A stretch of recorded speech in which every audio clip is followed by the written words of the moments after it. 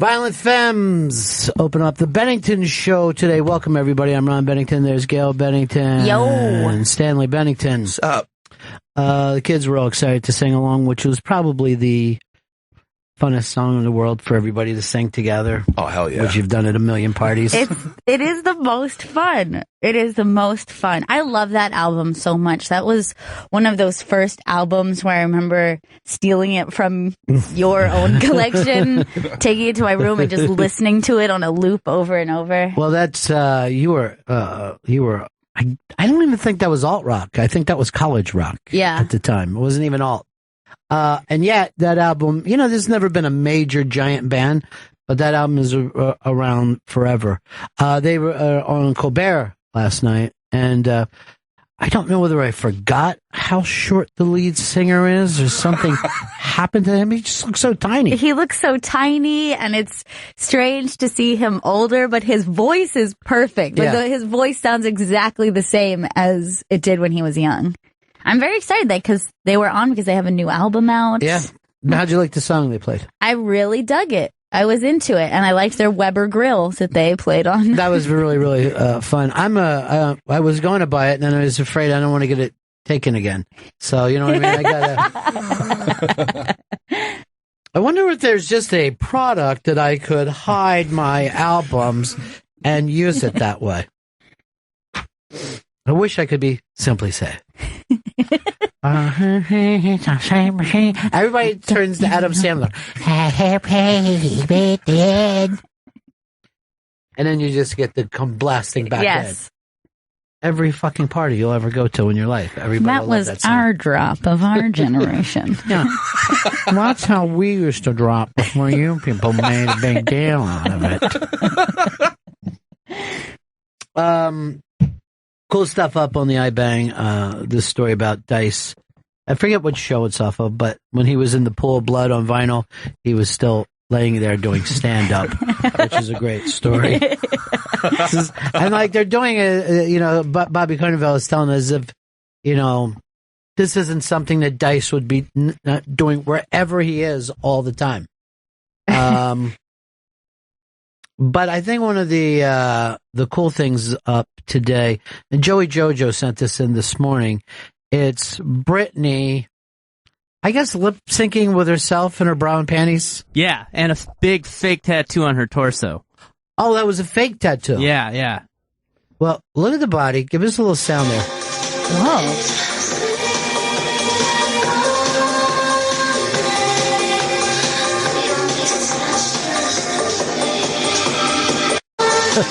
Now, there's a couple of them.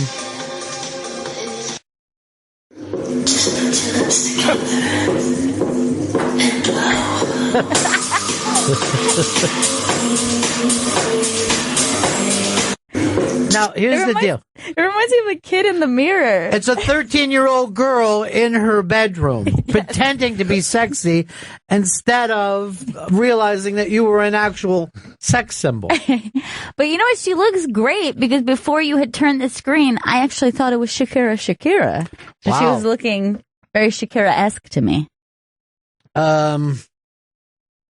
Look at her. Let's do this one.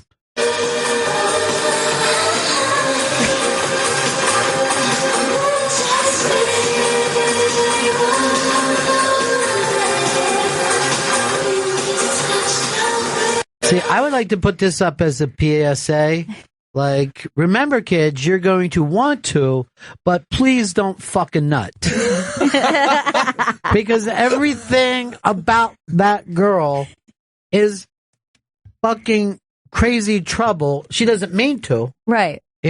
But she's so fun. She's so free-spirited. God, yes. She's not, she gets fucking gum money from her dad. She's still not allowed to touch her $150 million. Well, in this third video, you should see her eyes go wide at one point. She looks really fucking crazy.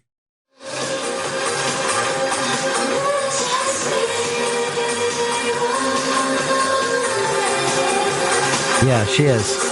Like right there. Right. That's fucking crazy. That's crazy eyes. Here's the thing. I wonder how much somebody would pay to bang her in an insane asylum. I bet you could get a billionaire to fucking come up with half this work. And yet it will be the worst thing they ever did. Because I have a feeling that she's just going to start biting or something crazy. You put your disease in me. You put your disease in me. Crazy putty. Yeah, she's crazy putty. She should be walking across the fucking front, lawn, all bruised up. She looks great, though. Yeah. Oh, yeah. She's putting the work in. So that is a fake tattoo. There she is acting like she's eating the world's biggest vagina. And still feeling like, I bet this is what sexy girls do. You know what I mean? Like, still so naive about it. Is this for a music video, or No, what is she? This is just her in her room. Yeah, it's just You her. literally called it. This is her just putting out vines that her parents don't know about. They're like, honey, you can't upload that. Everybody's going to see your little cookie.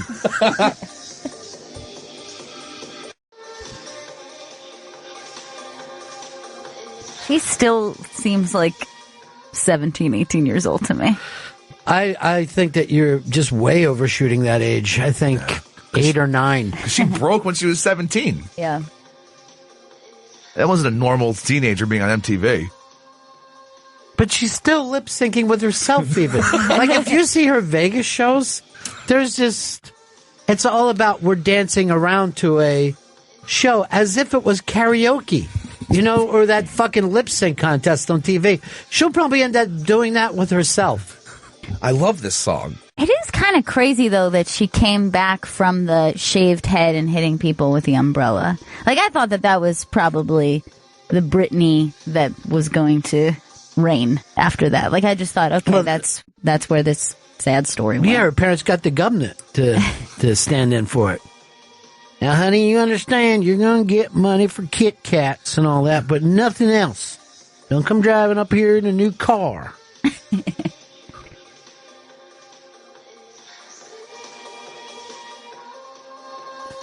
I miss her husband, K-Fed. Yeah, I bet you do. Yeah. Popo's You out. just fucking really just proved yourself. Popo's out. I forgot about Popo's out. Fucking song was Popo's great. out. Forgot. Popo's out. Fucking Chris called himself that for a while. Oh, yeah. I was like, this guy's awesome. I That's gotta why jump on her this dad train. in the government had to step in because she was doing shit like that. He just kept getting her pregnant and fucking getting drunk. And spending that money. He's lucky he didn't go to jail. Oh, yeah. I mean, that guy just belongs in jail. I'm sure Yeah. he's done some weird shit. Well, he did do real shit. He got special needs pregnant. I remember when she was married for like 8 minutes before that to some. Jason Alexander. Was that his? Why do Wait, you what? know so much? This is weird. Because it's Jason Alexander. No, it isn't. You seem to know every fucking detail about this nuts life.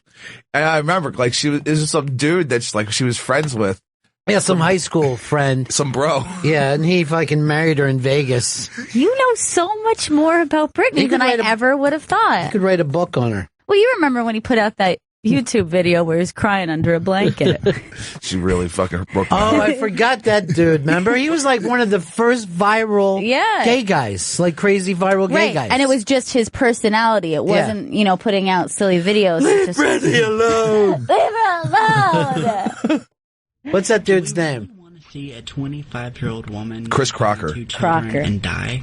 Have we learned nothing from Anna Nicole Smith? I know it's hard to see Britney Spears as a human being, but trust me, she is. She's a person. She's like you or I. He's seducing And I don't know about you, but I know that I would be pretty shaken up right now. Whatever the case of her, whatever the cause of her performance was, I don't care. He starts so normal. All I care about is Britney's well-being. That's nice. And Britney, all I want is for you to get well. That's all I want. Aww. And what really bothers me is to think of those people out there who don't see her as a person. And if anything ever happened to Britney Spears, the world can kiss my ass goodbye. Because if anything ever happens to her, I'm jumping off the nearest fucking building. I don't care what anyone says. I love Britney. And if anything ever happens to her, if she ever commits suicide because of a fucking idiot video, because of a fucking idiot blogger, I will kill myself too. Get well, Brittany.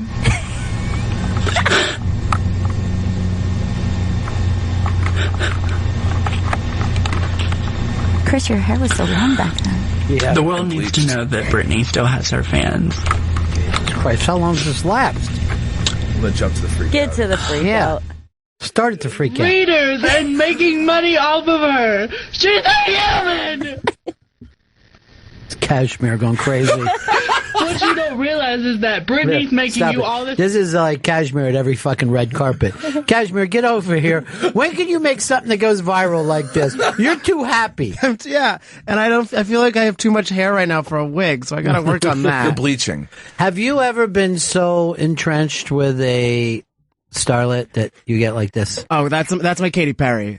That's my. I never understand Really? like gay dudes and chicks. I still watch her documentary like once every 2 months. What's it called? Everything Bad About Russell Brand? Is that the name of it? It's like a lot of hyphens. Yeah. Well, she had to fly all over the world for flew fucking everywhere. Russell Brand. He didn't give a shit. No. He did not give 1.5 shits. She dyed her hair on every flight too, pretty much, and he didn't even text her back. It was awful. She looks so exhausted. Like, I got 18 hours up, and so I'm going to fly.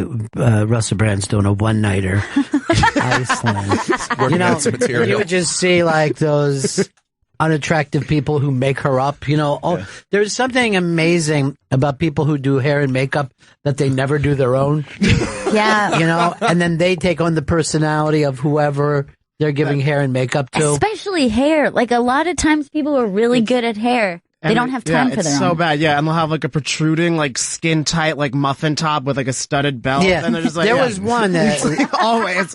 the little heavy set girl that used to take care of Madonna during Madonna's documentary. And then she says, someone dosed me and I got raped last night. And then Madonna just starts laughing at her. Oh my God. It's the fucking greatest thing I ever saw in a documentary. They're like, who cares? You're not even famous. And then Madonna would have like little dancers that would just prowl around her like puppies, like they were so upset when she was, She would just do stuff like, I miss Sean Penn sometimes. And they'd be like, oh, Madonna, and they would run over. I miss him too. Yeah. That's my dream job. Yeah. I forget the fucking name of that one. It was like a 90s one. It was like sex or something. Oh, stop it. That's a book. Oh yeah. That was a very expensive book that went out. Anyway, the Britney Spears dancing. Is that our man Tom Papa? Yeah, it's Mr. Tom Papa. Yeah. Let's bring him in. Tom Papa, bigger than life, coming into the room. Giant fucking tour going on right now. Oh, cute. So happy How's to be everything here. with you, man? Everybody's, you got a sweet buzz going on right now. It's good. Everything's Yeah. good. I have to say, I love your show. Thank you. I'm, when I'm in LA, I'm in a car a lot. And, I guess when I'm starting my day is when you guys are coming on. Yeah. Kind of syncs up that way. And you guys are great. I love listening to your show. Well, I'm so happy to be here. Call us every time that you hear it. Just call us. And Just say- call you? Please. Just call you and say I'm listening. All And right. that's it. Then you can hang up on us. You're They won't doing ask great. you a word. Just want to know someone's out there. You guys are doing great. You, yeah. I know. Someone who's not in a truck. Well, you were live just a little while ago. I was alive. Yeah, because you don't normally get to do your show. Yeah, the Come to Papa live. Yeah. Yeah, that's usually reserved for the actual live shows when we do them in the theaters. Largo. With Largo and the Village Underground, where we bring comedians on and do all that scripted stuff. But we didn't.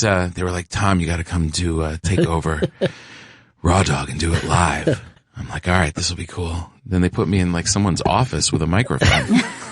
Why didn't you just use this studio? There's like people working and like, returning emails. One guy was watching a Hannibal Buress video while I'm talking to Mark Norman. Like, what? You obviously had a hole to fill. What's going on? Mark Norman. You ran out of comedians to play? No, it was fun. So, yeah, we had a whole hour live. We actually had 2 callers, too. 2 callers. I didn't take them, but we're good. I like the idea of that. I like the idea of just like, even though I'm live, I know for some reason people act like radio is better live, but you know, Ladies and gentlemen, what the hell was that? Was that Trump? Oh, boy. Don't know why. Has Trump I feel like I'm taken back over? in the office. Yeah. Has Trump taken over? Trump's even calling into this show. Boy, he won big last night. He won big. Spectacular win. Spectacular. Huge. Doing very good in the polls. It's crazy. His speech afterwards, he was so amped up. Yeah. He was as much of him as he ever was. Right. Like he was just, He's getting stronger. Yeah. You know what I mean? There's Yeah. more energy coming to him. he's trumping up. He is. He's so, I mean, you know, he really kind of takes it personally when people attack him. He really doesn't like it. Yeah. So when he has the opposite and wins and is confirmed, he really does blow up. Well, he has that New York attack thing. Joan Rivers had it. Mm-hmm. That she'd be going along well, and if somebody said the slightest thing, she just would come after him hard. Lisa Lampanelli always had it. Howard Stern, you know, like that must have been something that they learned as young people, that if anyone fucks with you, right, make it the worst thing in the world for them to do. You got to attack. But then the thing about Trump, the next day he's fine with it. He's like, Bush, he's okay. Now that he's dropped out, he's an all right guy. It's a good family. Yeah. You're just like, I thought they were the worst But you know, people. I heard they had an open mic on Morning Joe. Mm-hmm. Like they weren't on air, but someone recorded it. Did you see that thing? And he's talking just to the Mika and Joe, like on the side, and he's talking about Bush, and he's like, he's just a weak guy. He's just he's no good. He's weak. He's a weak man. I mean, this is just his personal opinion on the side. He's just a loser. There's winners and losers. He's not one of them. He's just, but he's going to get the nomination. Well, it seems, I don't know what's the scenario where he doesn't? You know, here's what I heard today on Morning Joe, which I didn't hear anybody say. They think and they believe and they have inside heat that said Rubio is going to be his VP, that Rubio is going to lay down and be his VP. And I'm like, whoa. So this way the Republicans can put somebody in there to keep an eye on him and I'm like, that was a move I never saw coming. That makes me more nervous in a way. Yeah. That's really strange. Because then you're getting Trump and the Republican Party both. Right. We thought we were getting either or, which we can live with. Right. It's it's definitely a little nerve-wracking. You know, I mean, you learn that the wrong person in that position can do a lot of damage. But here's the thing. I don't know whether you've ever been driving somewhere and then you notice on the highway there was a drunk swerving back and forth. So you're like, I'm going to follow him until he crashes. And you got to see it. And that's where we are right now. When does this thing crash? Hopefully he crashes in the United States and all of our hopes and dreams of our children's futures. Yeah. Runs them over and you'll go, I saw it. I was the one who called. You know, there's something about it that I got to see the third act. I definitely want to see it. So what is it though? Yeah, him being elected or him just burning the whole shit house down and just I think he's going to come out and go, what? I thought I could do this, but no one can move in this fucking place. This is insane. Yeah. Because I do think government is insane. It is. It's an insane. We're definitely I mean, just the Supreme Court thing is just all right. So we're just throwing everything out. All history's out, and we're just going to make up rules and not do anything. We're just in perpetual paralysis. That's the name of the game. Well, I remember being a little kid when they first started teaching about government, and they're like, it's all checks and balances, and that's why we're a great country. And now I'm like, that's the worst thing about this fucking country. Yeah. No one can make a move. We're just stuck. It is amazing that Obamacare, that thing that got through is mind-boggling. Yeah. I mean, how did that even happen? I don't know. Were people just asleep for a little bit?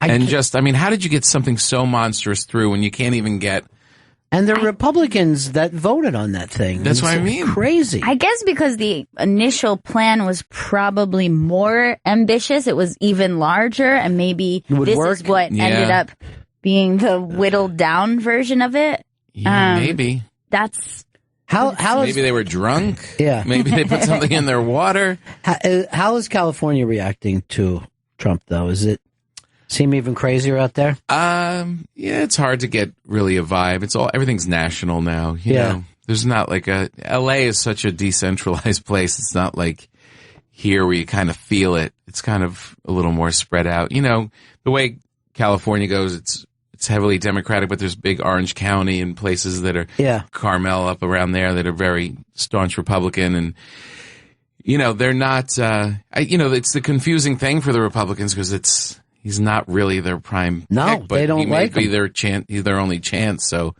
they either. Here's what happens though: if he gets elected, he could all their gigs, all the people who run the Republican Party may be out because the Republican Party will have suddenly changed from this one type of conservative thing, into this charismatic. Hey, we need more personalities. You know, yeah. But he really, I mean, I don't know anything that he really stands for. There's not one policy out there that. He's a salesman. Have you ever met a salesman who gives a fuck about the product? Right, exactly. None of them do. Just the commission. They're great at their work. You're like this. Like there's always a guy every radio station. They're like, he's a total asshole, and he brings in so much money that we're so just going to put up with him. You know. So let's say he gets elected. Let's say day one. Does he come in and say, all right, it's time to kick them all out? Like, does that become all right, let's go get these Mexicans? Is that a real How can thing? that happen? How can that happen? Let's go get those millions of people. Let's knock on their doors. Get the van. You got the van? Yeah. Get the van. We're going to go pick them up, and we're going to bring them back. Does that become a reality, or does he just go, all right, that's... Do you know how expensive that would be? Is like the wall would be so expensive. He's going to act like... What it would just do to the economy. If you took all those workers out and put them someplace else, then what happened? There's no one here to do the job. I think he's going to say this. I've talked to Mexico. We don't even need the wall. Fine. Let's move on. I talked to them. They're good people. They love me. People. I'm doing very well in their polls there. I love Mexico. Your brother caused 9/11. I love when he just lists things that he loves, usually places, general types of people. Like last night, he was like, we won with the young. I love the young. I love the old. We won with the educated. We won with the poorly. I love the poorly educated.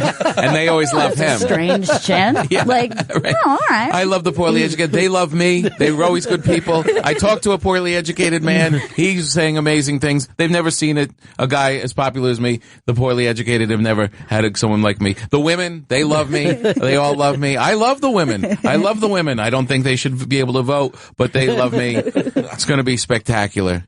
We're going to have fireworks. We're going to have all-you-can-eat appetizers. It's going to be amazing. It really is. That's the fucking thing. It's just the guy bringing you into the carny tent, you know? Completely. He's no problems. Like, he even compared himself with P.T. Barnum, and that's a great skill to have. It is. I ran for president of my 7th grade class, and I had no business doing it. I just had some friends, and they were like, "Do it." My posters were terrible. I didn't know what a president even did, but I had to give a speech in the cafeteria, and I just realized, well, I'll just make shit up. So I literally went up there and just promised, we're gonna have soda machines in every class. Yeah. Woo!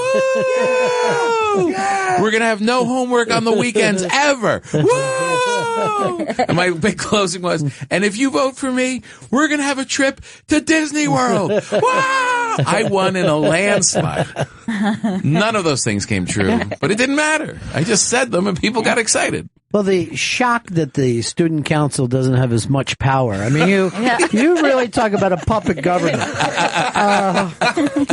There's no true power to student council. You're right. You never have a meeting. You just tell people you're the president. Yeah, you're in a yearbook picture. Tom Papa's in studio. Tom Papa is currently on tour. He's performing at Laugh Boston this Friday and Saturday in Boston, Massachusetts. Go to laughboston.com for tickets and go to tompapa.com for all additional dates. And Come to Papa airs Fridays at 7 p.m. Eastern released on Raw Dog. Very nice. Everybody loves it too. It's a good show. Yeah, Paul Morrissey with you the whole time. Paul loves you. Yeah. Paul's a great guy. Yeah. Paul comes with me all the time. When I podcasted, he sticks around, and we just did the New Jersey Performing Arts Center on Saturday. It was a great show. He stopped by. He was very excited about it, and he told me that you're slaying wherever you go. He said, you fun. just kill. Yeah, it's fun. You know what I always get a funny. This is what my why I like Tom Papa is he comes out looking to get big laughs. There's a lot of comedians now that are taking their time. You know what I mean? They're leaning about the wall. Tom comes out with a hammer. Just let's get the laughter going. Yeah. Well, I hung out, Seinfeld was my mentor, really, and I would hang out with him, and his whole thing is he hates when comedians just come out and hang out. Yeah. He's like, get to work. Yeah. What are you doing? Get to work. Why are you even saying hello?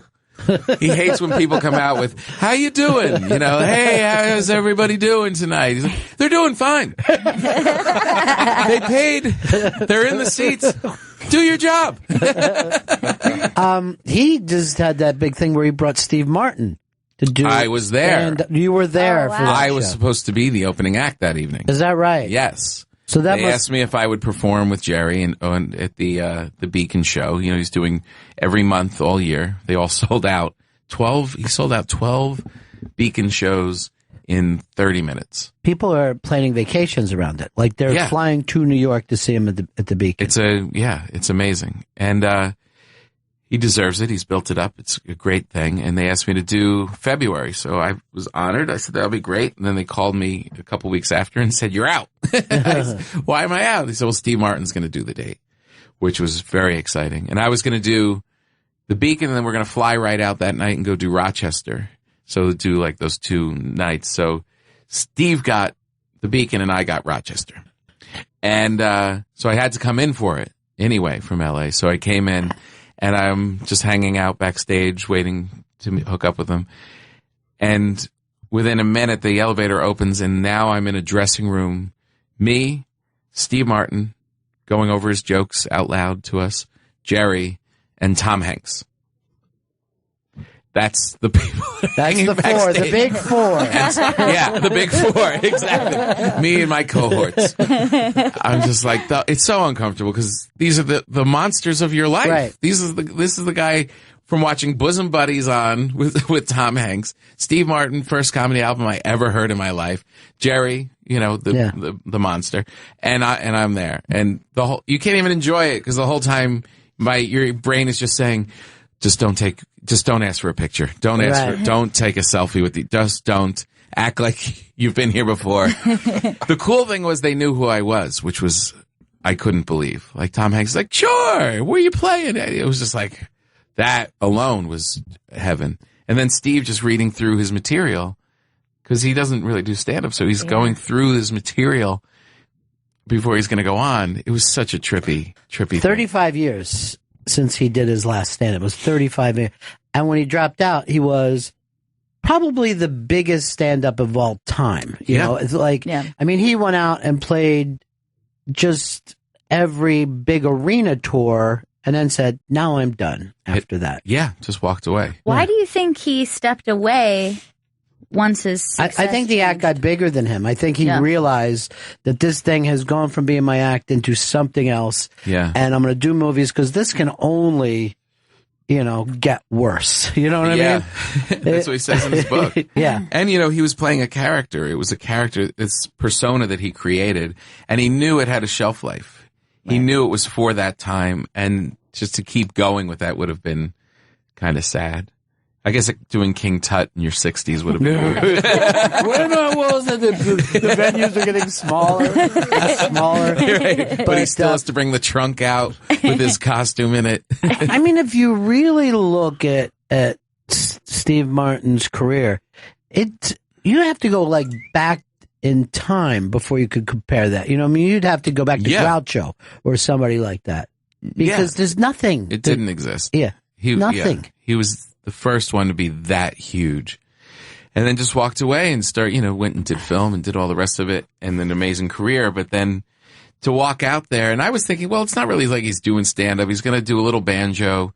But to stand there and just do even 5 minutes of material is a big deal. The crowd went crazy. They had no idea he was coming. Sure. So as soon as they announced his name, they went nuts. And he did the material, and it was good. You know, there was a couple moments where it was like the old Steve Martin, like where, you know how he would kind of do it in like 3 parts and kind of exaggerate. He hit that a couple jokes, which was really cool. And then he brought the banjo out, played a little bit, and then Jerry walked out with the case and told him, okay, enough of that. And he split.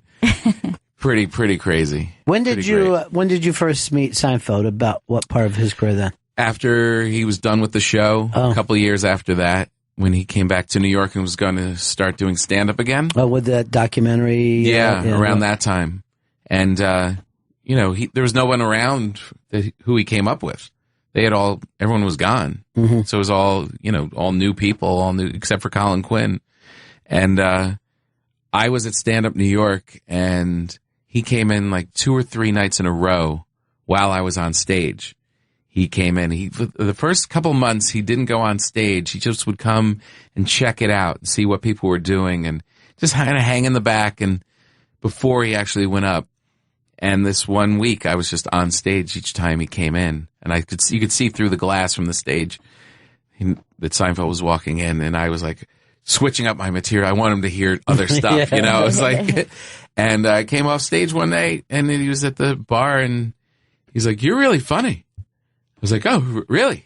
You know, I was just hearing that from him. We'll keep it going a while, right? Completely. Yeah. And, you know, we just kind of hit it off. We had the same sense of humor, and I was able to kind of not freak out in his presence and just kind of talk as a comic. And with Colin, you know, I knew Colin, so that we would all kind of hang out, and then it just became a friendship. And it was huge. Well, see, that's the thing, you know, that if you don't freak out, you find out he really wants to talk about craft anyway. You know what I mean? Like, so, like most people who have studied a craft, that's the most interesting thing. Yeah, for sure. You know? And it was a big confirmation for me because I wasn't a guy that got wasted and just went on stage and saw what happened. I like to write. I like to sit down and write and, you know, work on it. But I didn't know if that was a correct way to do it. I didn't see anyone else kind of doing it that way. You know, I knew people wrote, but not like, and to have him come in and be like, "Oh no, I write every morning, and then I go out at night and I work on it, and then I come back and I edit it, and I'm working every day, and you have to work every day if you're going to be good." And so that was just such a calming thing. As a young artist, you're just kind of adrift. Yeah. You don't really know. And, you know, if I was a different kind of act, maybe that wouldn't have meant as much, but that it was a confirmation for the style that I had, that the biggest guy in comedy was telling me, "No, you're doing the right thing," was huge. Yeah. Just leveled my head, gave me a faith that if I keep working at it, I will actually get better. I'm not just spinning my wheels here. And that was gigantic. And, you know, other than just talking about the craft, just to be able to sit at the cellar and eat nachos and make jokes about our wives or whatever was a huge thing for him and for me. Right. You know, Colin likes to take a lot of credit for all this. Yeah, Colin's like, sure. Colin, of course, if it wasn't for me, there would be no Papa. Someone never would have noticed you. Tom Papa's in studio. He's currently on tour. He's performing at Laugh Boston this Friday and Saturday in Boston, Massachusetts. Go to laughboston.com for tickets. Go to tompapa.com for all additional dates. And come to Papa airs Fridays at 7 p.m. East on Raw Dog, and on Twitter it's at Tom Papa. You know who used to write like that and perform his act was Carlin. That, you know, the thing when I was a kid, I watched Carlin, I thought it was off the top of his head. But then when I got older, I'm like, oh, this is like a play. By the time he got it to doing one of his specials, it was really a play. Yeah. With acts. He, at the end, was calling himself a writer more than a comedian. He considered himself a writer. And he would be like at the Comedy Magic Club in L.A. and just like with pages and pages typed out. And he would be just memorizing that act. It wasn't like, let me see if there's something here and then I'll work. It was written out and let me get it down like a play. You're exactly right. Yeah. Just get the lines in your head. I was in a theater once and someone yelled something out and it was amazing. He just kept going. Like there Oh, was really? there was like a little, a guy. I think it was New Year's Eve, and a guy was just trying to jump into it. He just had no interest. He was Really? just like, I'm doing something. Wow. And also, and you were a little girl Yes. that night, but he came out and it was like when he was doing that, put the homeless people in a golf course, Right. and he did it in Florida in front of a lot of people who went to private golf courses. Right. And it was the 31st. It was the huge ticket night. It's New Year's Eve. And he went out and was fine with them not reacting for like the first 10 minutes. Wow. And I'm in the back, I'm biting my wrist, I'm laughing my ass off. And then when he got off of the thing that bothered them, they started roaring. Right. They got into it. That's Well, great. that was the first time I saw him, obviously, when I was a kid. And then I saw him again in college. And I can't remember who had opened for him, but, they were doing a lot of college material. Right. And it was, dorm stuff. exactly. Yeah. It was all that. And it was amazing to see him come out. And, he has this, it's like a one-man show more even than a regular act. But it just felt cool to not have anything dumbed down for you Right. hey, this is tailor-made for you. So this is the kind of humor you guys like. There was nothing like that. It was like, I'm going to treat you like any audience that I would treat. Yeah. Did he go anywhere. over? Did they like him? Huge. Yeah. Huge. Fantastic. And yeah. Because there was a time there where he was going to colleges and they weren't that into him. Yeah. Because he was talking about a lot of things that weren't PC Sure. and stuff, and but he wouldn't bend. He just kept doing it.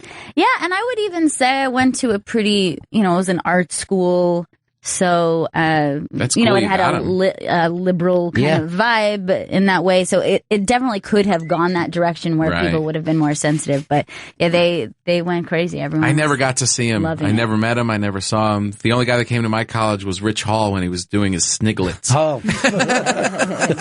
So you know what it's like. See someone at the top See of the a game. giant. Yeah. He did not care when people didn't laugh at his made-up words. He just kept going. He went off to England. He lives in England now. I know. He's pretty big in England, I hear. Wears Yeah. a cowboy hat and I guess he represents America. he over looks like there. the Grinch.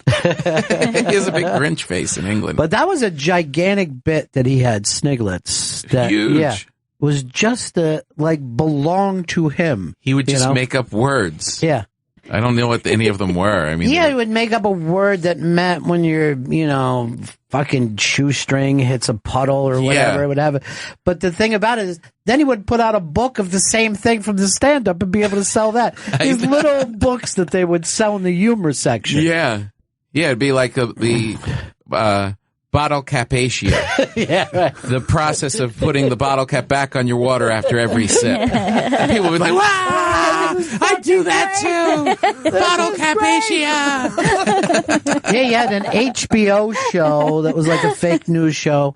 And then they put him on SNL, and he was one of those guys that that SNL didn't fit. It's Yeah. always interesting. What was that news thing that was called? Not necessarily the news, I think, is the name of it. It was very big in the early HBO days, Right. when not a lot of people had shows. That was a pretty good show. John Biner had a show at the same time, I think. John Biner was like one of the early guys to jump on HBO. Who was the guy that produced the John Biner show? That I don't know.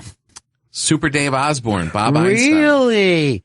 So that was... He produced that show. But then he also started doing Super Dave on that show first? No, on Showtime. Yeah. Super Dave was on Showtime. That Yes, was he did. all- You're right. yeah. On the John Biner show, Yeah. he did Super Dave. Right. I did not know that he was a producer. Yeah. And this is Albert Brooks' brother, who's fucking amazing. So funny. Does Larry David's show now, whatever Larry does it, I guess. Funkhauser. He was Funkhauser Yeah. on there. and Fucking unbelievable. so funny. But can you imagine? Super Dave was one of the funniest things I ever saw as a kid. Yeah. I mean, he would do this stunt man, like Evel Knievel, and it was a whole build up for this stunt. Like, he's going to, take his motorcycle and jump over this giant, tractor trailer, and they would build it up and talk about it, and he's got this funny voice. All right, we're going to go out. I don't know if the wind is going to really catch it. We're going to have to go 60 miles an hour if we're going to cheat. And then at the end of the bit, he would get ready, the tractor trailer would come off its bearing and steamroll over him, and he would be flat except for his head. Oh my God, Dave, are you okay? No, I'm not okay. It was a failure. That was the whole formula for the show. Yeah, every stunt will last 8 seconds, but his confidence and the lead up was a half hour. Yeah, he would create this kind of really strong, almost like a John Wayne persona, and he'd get fucked over every time. How'd it go? Dave, are you okay? No. Do I look okay? I have no legs. But that was the funniest when I saw that as a kid. So I got to go interview him at his house for Come to Papa. Really? I went to his house and interviewed him. And I figured we're just going to talk about Super Dave in the old days. He is so filled with comedy all the time. He would just riff on anything, like anything that was going on in the news, Trump, whatever it is. He would just, for an hour, he's the greatest guest you could possibly have. And it's not that great to give him your phone number. Because he goes quickly from the funniest guy in the world that you want to talk to my wife is like, it's Dave again. it's Bob again on That's the phone. so weird because he's Albert Brooks' brother, and Albert Brooks has the same reputation that if you're a friend of his and he thinks of something funny, you could get a call at any time just so that he could do this material. Right. Do you think that Steve Avery did it? I do. He's a worm. He definitely killed that girl. You're like, I don't want to hang up, but yeah, right. you do. And that's kind of the unfortunate thing is eventually you have to go about your life, and you always feel like he's that guy. You're always like, okay, I gotta go. Oh, are you leaving? All right. And then he stops calling eventually because he gets insulted. I heard even years ago, Albert Brooks had dated women, like famous women that nobody would know about because was always so private. Yeah. And they would say, look, this has to stop. My ribs hurt. My stomach hurts. You just did 7 hours with just me here. Right. You know what I mean? I'm starting to feel abused. Right. And they would break up with him because they could not take the amount of humor that he would bring. They're machines. And those guys are brothers, and their dad was a comic. Yeah, he was like a vaudeville kind of. It was a vaudeville radio comic. He did what was his name? It was like Parking My Carcass. Yes, Park My Carcass. Yeah, something like that. Yeah. And he played I think a Greek character on the radio. Wasn't Greek. It was just this bit that he had. And anyone has always said he was just fucking amazing. And he died pretty young. He had a heart attack when they were little. He died at on a roast or something? Yeah, at a roast. Yeah. Which right after his bit that they say killed. Yeah. And then he fell over, and some people are like, "Oh, he's doing a bit." He was still on stage. No, I think he was on the dais there. Oh. But performing when those kids were young, they were young. But nicest guy in the world, Bob. Also, yeah. I mean, so sweet. His wife, and I mean, it's just I just went to his house to go do this interview, and they had food and wanted to hang out, and just that's so great. The coolest. Yeah, so cool. But that's the amazing thing about getting to do this, right? That you end up meeting these people that are so funny in such different ways. You know, there's no one way to do it. Isn't it amazing? Yeah. It really is unique, and I think it's kind of freed up now where people are realizing that. There was a time where it was no, unless you just stood at the mic and told it, for years how people would rip apart Carrot Top. Remember? Yeah. I mean, they would just, it was really mean-spirited.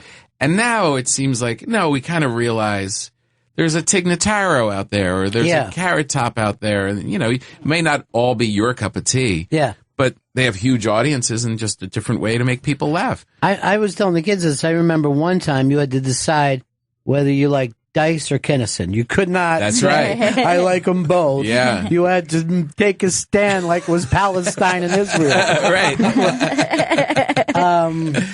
That is that is one of the cool things that happens now, though, is people are mixing more and doing stuff. It's really cool. And, it may not be, like I said, it might not be your thing. You might not be into it. But look, to demand, it's so stupid to demand that Carrot Top perform like Jerry Seinfeld. Right. He wouldn't have a career. He would never make it, but he's brilliant at building up all this crazy stuff and making funny jokes about it. So why shouldn't he be able to? Well, you have to also admire anybody who finds an audience. Like, I set out to do this thing for an audience, and now I have that audience coming. Yeah. You know, that's an amazing long shot. It is great. hit. That being said, there are way too many comedians.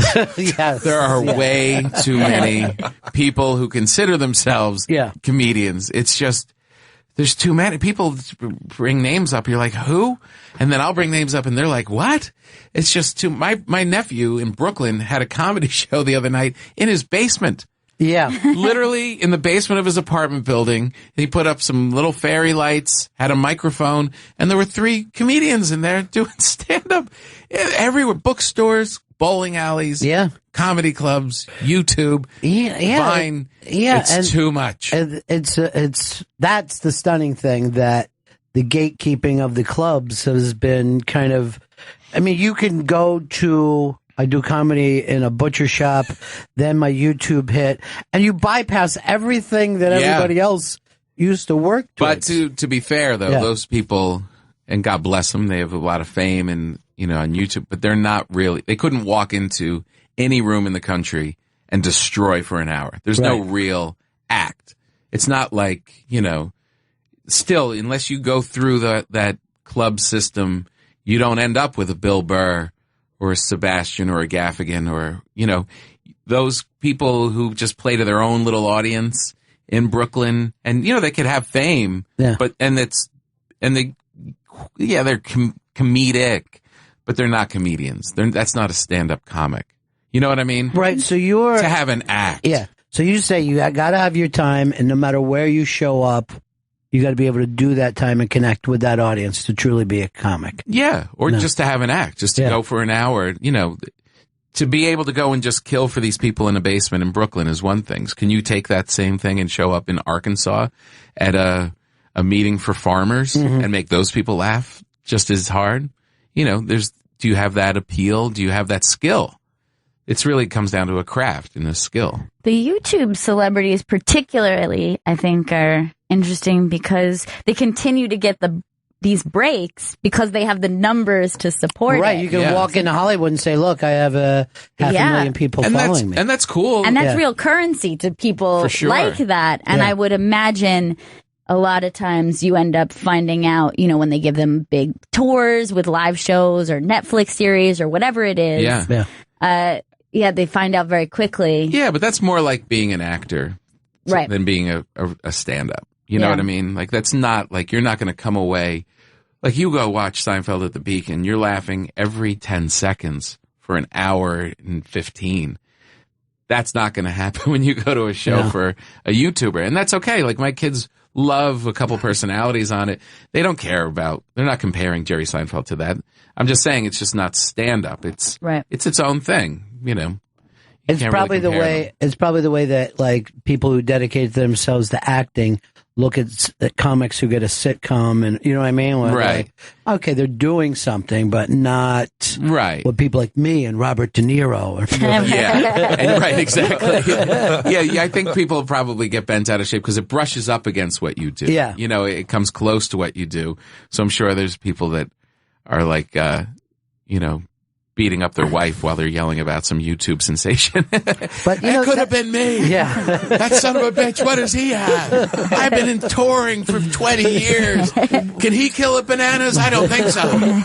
What the fuck is the Nerdist Network? Do it yourself. She's just putting on makeup in the morning. Who gives a shit about that? I wrote a joke about Trump today. The amount of people who put on makeup on different things. You go to Periscope and someone is just putting on makeup. I'm like, what is going to happen? That would be a really funny video. Yeah. If I just went on YouTube and just put on makeup for 20 tutorial. minutes. Just, do my lips now and just come out with this kabuki face by the end of it. That sounds pretty funny. If only I had the energy. And some makeup. Tom Papa's in studio. Tom's currently on tour. He's performing at Laugh Boston this Friday and Saturday in Boston, Massachusetts. Go to laughboston.com for tickets and go to tompapa.com for all additional dates. And Come to Papa airs Fridays at 7 p.m. East on Raw Dog, and on Twitter, it's at Tom Papa. Have you ever had a a part of the country that was tough for you to crack, though, for you to connect with? Part? When I played, there was a club down in Alabama. I forget what it was called, the Starlight or something like that. That was the one place where, because I kind of would, dress or I put on a jacket or whatever, and they just could smell that I was, and it wasn't like my crowd coming out. I mean, there are people in Alabama that are my fans that will come, but at that stage of the game, I'm just playing on their turf. Right. And there were literally people there with, the special was you could get a bucket of beer. Like you'd get a big bucket of like some shitty beer and they each would have their own bucket and they're just pounding and like really deep redneck stuff. And I would come out there and with my New York attitude and be like, so my wife and kids, and they're like, boo, boo. It was just a mix of people. There was an African-American component to it that had no idea who I was, the redneck component, and it was all mixed together, and it made for we don't like Tom Papa party. It was hard to kind of connect there. The worst gig I ever had, though, was playing Laughlin, Nevada, which is, it's not even Las Vegas's like bastard child. It's like Las Vegas's afterbirth. And they were opening a club there, and it's the hottest place I've ever been. It's like literally like 200 degrees, so you can't even go outside. And it was the first weekend of this club, and I played it with John Joseph. You remember John Joseph? And he was a touring comic, and they were so bad over the first 2 days, like they didn't get anything. I don't think they even knew there was a comedy show. So the last night, I literally went out. And I said, well, based on what has happened here the first 2 nights, I'm just going to play yo-yo for 20 minutes. And I took out my yo-yo and I just did. I'm not that good at yo-yo, but I just played with a yo-yo. And they stared at me and responded the same way they had as if I was telling jokes. And the people were like, what are you doing? That's not an act. I'm like, well, my act isn't getting any laughs. Why not just play yo-yo? It was hell on earth. Well, that was like an old mining town that had a gambling license, Those people were like real old school Western people, like real Western. They're not even people anymore. They've been living on the surface of the sun. They're like some kind of weird lizard human hybrid. They're all scaly and they just have a cigarette permanently attached to their tongue. You need a more salamander material. I need a little moisture. Just a little bit of moisture. One drop of liquid and I could do okay. Well, dude, thanks for stopping by and congratulations for everything that's going on, man. The only thing I'm upset about is that I can't be in my car listening to me on this show. See? You guys are the best. You're killing it. Thank you so much. We're having a blast, too. And every time I come by, I'll try and come along. You guys are the best. I don't think I'm coming back until spring, though. This is horse shit out there. Yeah, it's almost spring. It's almost here. Yeah, it's coming. Yeah. Not really. No. March. No. Oh, when I lived in New York, March is the worst. You ever go to the St. Patrick's Parade and everyone's like, you think it's going to be spring, but you're just like, let me have that blanket. Yeah, you think it's spring because all the drunk Irish guys are in T-shirts and shorts. Just, woo! Like it's still ugly. No, but this is the best. Baseball will be here soon. All right, buddy. You guys are great. See you guys. Tom Papa's been in studio. He's currently on tour. He's performing at Laugh Boston this Friday and Saturday in Boston, Massachusetts. Go to laughboston.com for tickets and go to tompapa.com for all additional dates. Come to Papa airs Fridays at 7 p.m. East on Raw Dog and on Twitter. It's at Tom Papa. Bennington will be right back.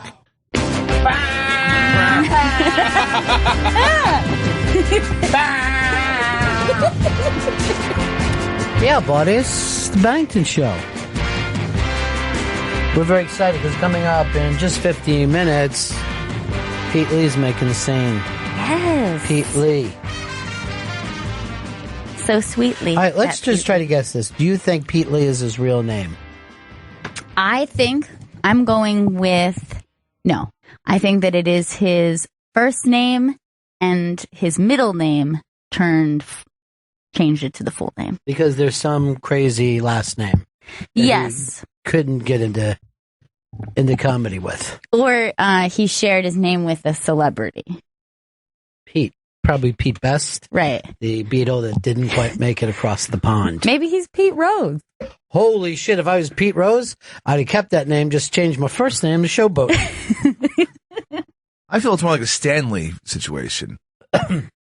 So you think Pete's his middle name? Or do you think his name is Peatley? Peatley. You only think that because your name is Stanley.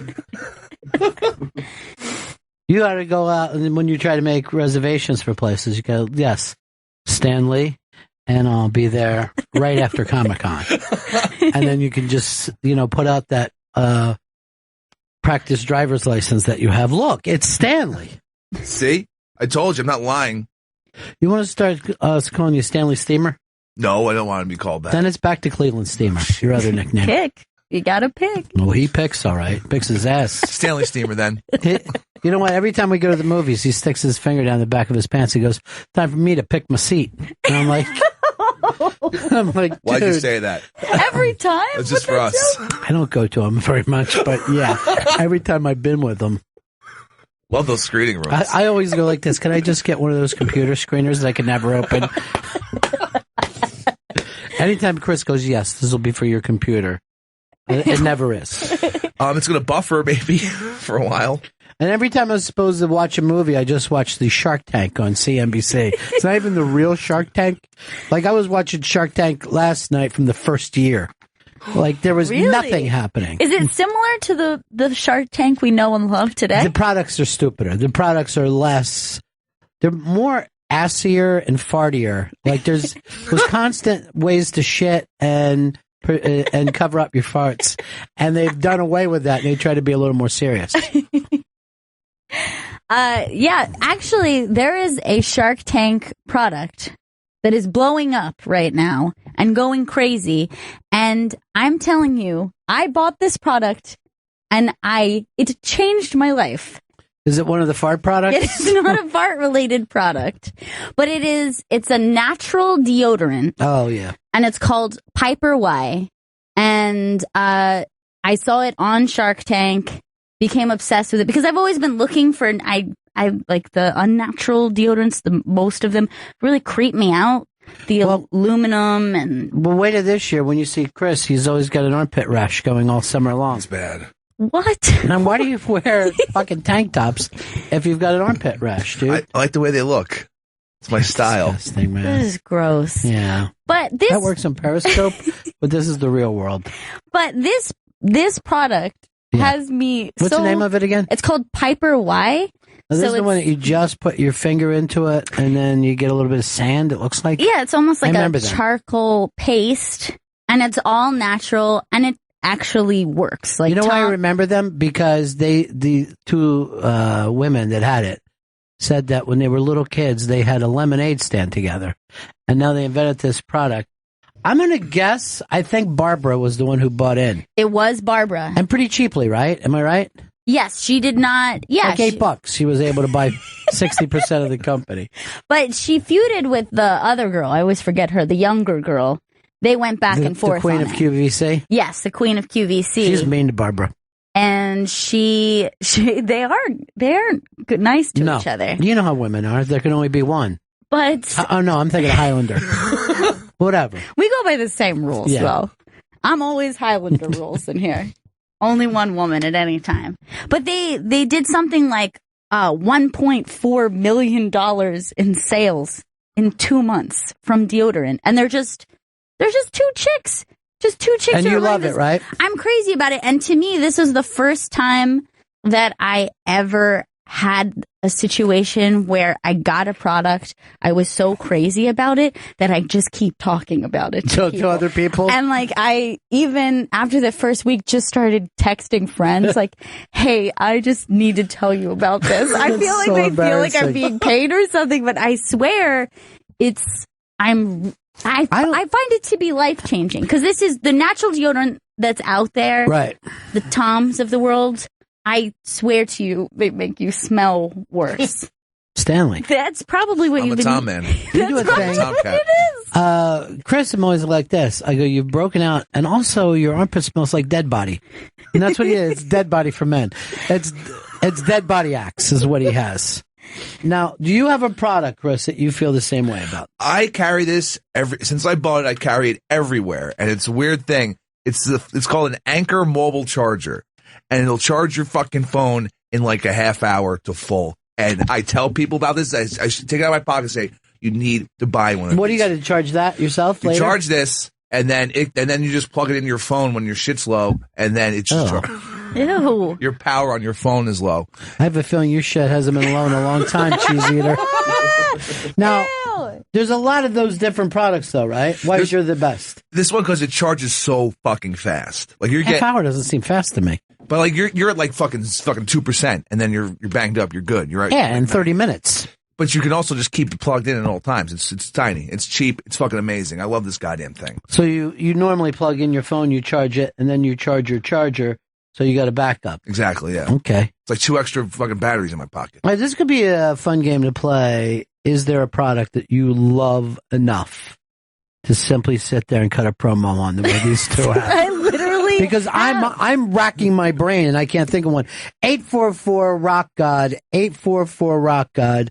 And this is like a total shoot product that you think is so good, you're willing to say, this is a game changer for me, the way these two are. Everyone buy an Anchor. What was your again? Mine was Piper Y, which is I saw on Shark Tank, and it is a natural deodorant kind of charcoal paste, and it is incredible. It works so well. It smells good. I know that I'm not putting weird chemicals into my body now. I feel great about it. And you know who one of my victims was of my promo that I got was Michelle with 1L. I was really she was there the day that I got it, and she was like, "Tell me how that goes." And I continued to text her and write things like, "It's changing my life." What did she say back? Does she like That's get great. off my back about it? That's great for you. And Chris, you had yours. I'm stumped. I have friends that they get really product excited, but I never have. All right, let's try some of these folks here. Here is, let's go to Dan and Flow Rider. Dan. Hey, buddies. Hey. Hey, a few years back, I'm a heavy pot smoker. I used to do a lot of bong rips and So cool. bowls and weed and joints and stuff like that. But I had a friend bring me over to his house and show me his vaporizer. And it's a particular vaporizer. It's called Dabuda Vaporizer. It's the best vaporizer on the market. I have major pothead friends who have their own vaporizers, and they all rave about mine. And I pretty much tell everybody who's smoking pot, like combusting pot, like with a lighter, to quit that shit like immediately and start vaporizing, and it will fucking change your life. No, I'm very used to weed heads being this excited about something, and they always have been, though, in history. I was sent by a Pax vaporizer. That's just a hand vaporizer, and that changed my life for a little while because I was just constantly Dude, using you the Pax. can't piggyback on his. You got yours. you already You're the have fucking yours. reboot guy. Anchor mobile chargers are the shit. It's 844 Rock God, 844 Rock God. Here's Nate in Minnesota. What's a product that just changed your life for the better? The product I found, and I actually found this on Shark Tank as well, it's called the Mission Belt. And so it's a regular belt, but it doesn't have any holes in it or anything like that. So you basically put the one end into the buckle, and it's got a little like plastic ratchet on the back, and so you just ratchet it in as tight as you need it. And You ratchet your belt. So it's one size fits all then. One size fits Al. Yeah, and so you don't know if you're gaining weight or losing weight, but you basically pull it on if you need a hair tighter. You know, you don't have to worry about getting to that next hole or anything like that. Is it more annoying than... See, I don't like that kind of old school leatherness that they have. It's still a leather belt. Yeah. But it's just... All right, the Mission Belt. The white one looks downright futuristic. Yeah. Yeah, they're really good-looking belts, too. And you can change the buckles out and change the strap. Okay. Now, and it's not annoying to ratchet something. No, you put it in, you pull the loose end tight, and you don't have to like actually crank it on. You just pull it tight, and then when you want to undo it, there's just like a little lever on the bottom side, and you pull it up, and it pops open. Now, is there a way to connect my Longhorn belt buckle that I wear everywhere I go?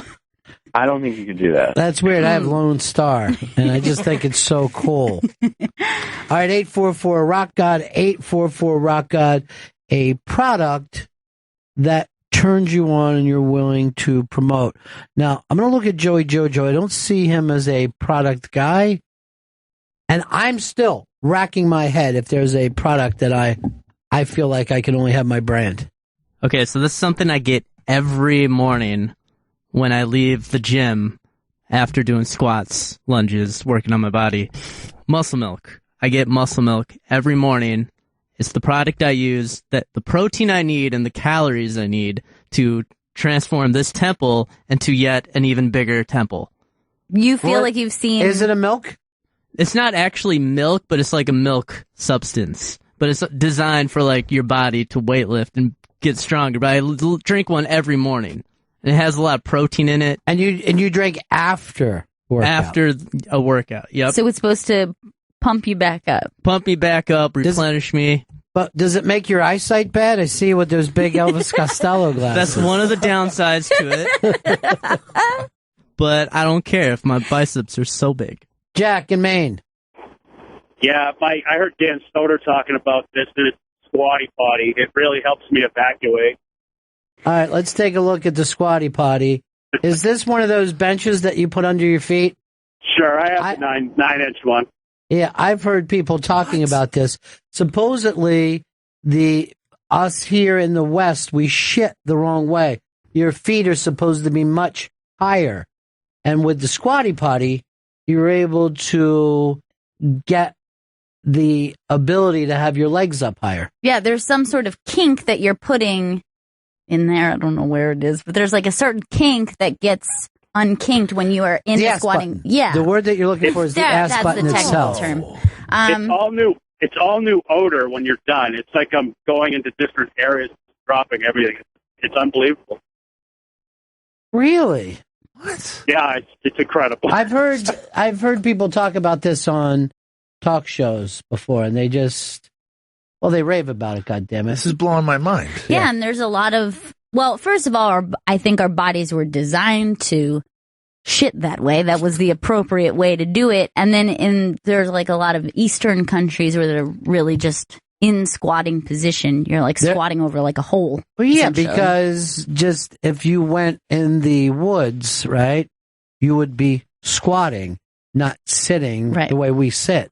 So it's set up the way evolution had done. And it's only really like a footstool. That's the whole premise about it. I don't know who come up with it, people that were yogis or something, but I've heard people talking about it before. Here is Chris, Nashville. Yeah, how you doing? Hey, what's up? The product that I would like to let everybody know about is a product for women called a seaweed. A seaweed? Seaweed. Basically, it's a funnel so women can stand up when they pee. So, like, if they've been trying to sell these things for years. I don't know. Like, again, that seems to be going against nature. I remember when one was called a channel. And, we had it on the show, blah, blah, blah. Here's the problem, though. Now you're adding an element of cleanup that didn't happen. You didn't have that issue before. Is sitting to pee worse than cleaning out that thing? Probably not. So you got to run that through something? Put it in the dishwasher, I guess. Yeah. And I guess does it go straight into the toilet so you're over top of the toilet? Yeah. It doesn't look like it's needed. Ladies, just hover. All right, Vito, what about you, buddy? I got a Roku 2 years ago, and it's by far the best thing I've ever bought in my life. It was $100. I have my Showtime app. I got my HBO app. I got my WWE app. I have everything on there. I can even stream movies and television shows from my computer to it. And it's just so compact. It's HD. I could buy movies on Amazon on it. It's the best thing in the world. And you can bypass, you don't have cable now because of it? No, I still have cable, but I just also have this, and I like this better. Wow. I know nothing of the Roku. Yeah, a lot of people are talking about it now. You get Hulu on it, so you could bypass cable.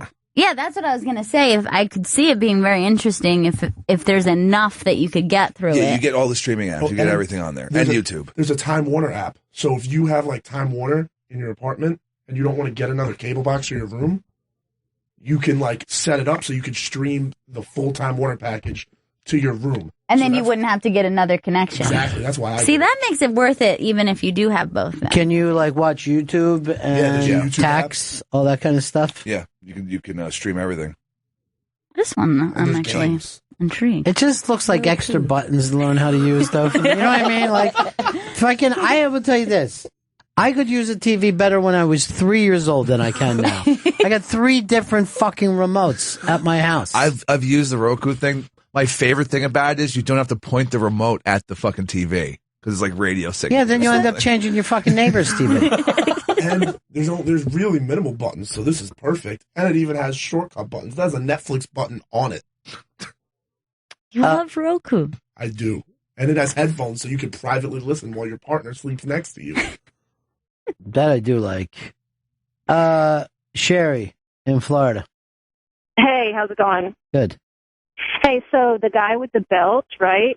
So that's like a Navy belt from years and years ago, a web belt. So I don't even think that product should have won on Shark Tank. I think that's some BS. They just took something that was in existence for years and then changed it. So I don't like that guy.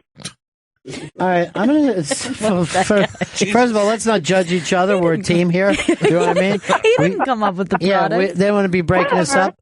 Whatever. But I do see now what you're saying. That's somewhat of an old school Navy belt, but that one isn't leather.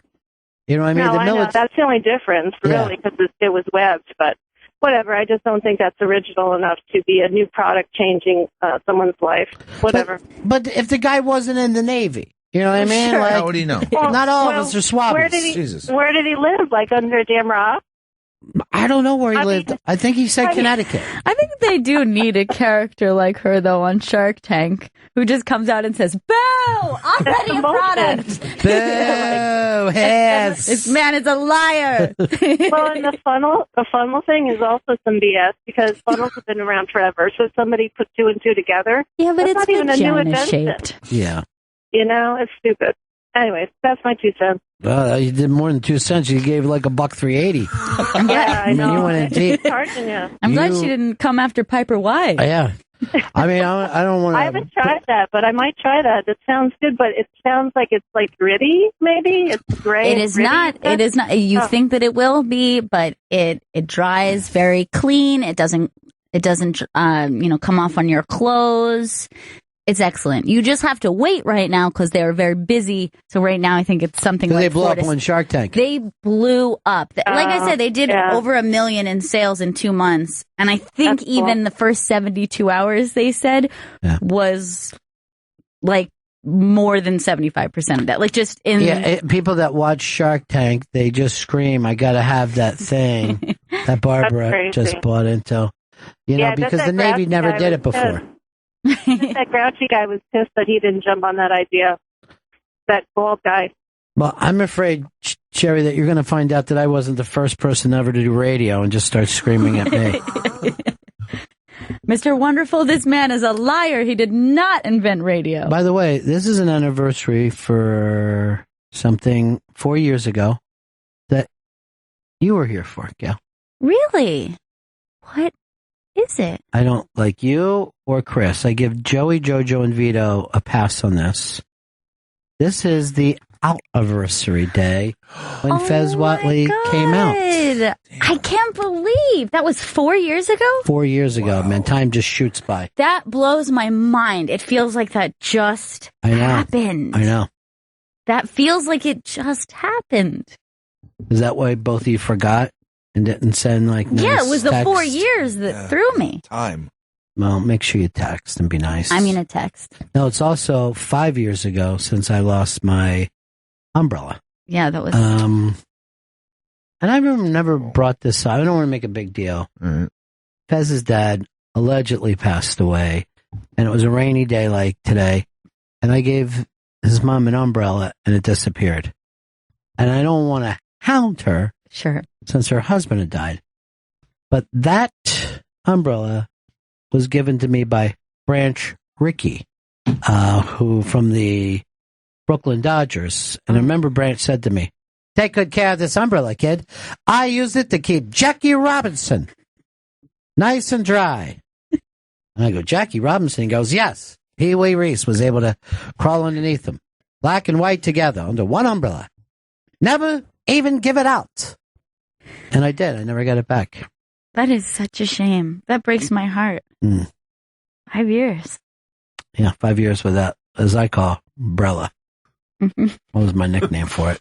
And you couldn't replace Brella. There's no other. You know, I'm sitting here and I swear I'm still trying to think of a product, and I can't think of any product that I'm loyal to besides Hellman's mayonnaise. Like, I hate other mayonnaises. They're garbage. Yeah. You're agreeing with me? Fucking, there's nothing else besides Hellman's. It keeps me from ordering anything outside of my own home that has mayonnaise based, right? Because I don't know what they're going with. And it would be weird to ask.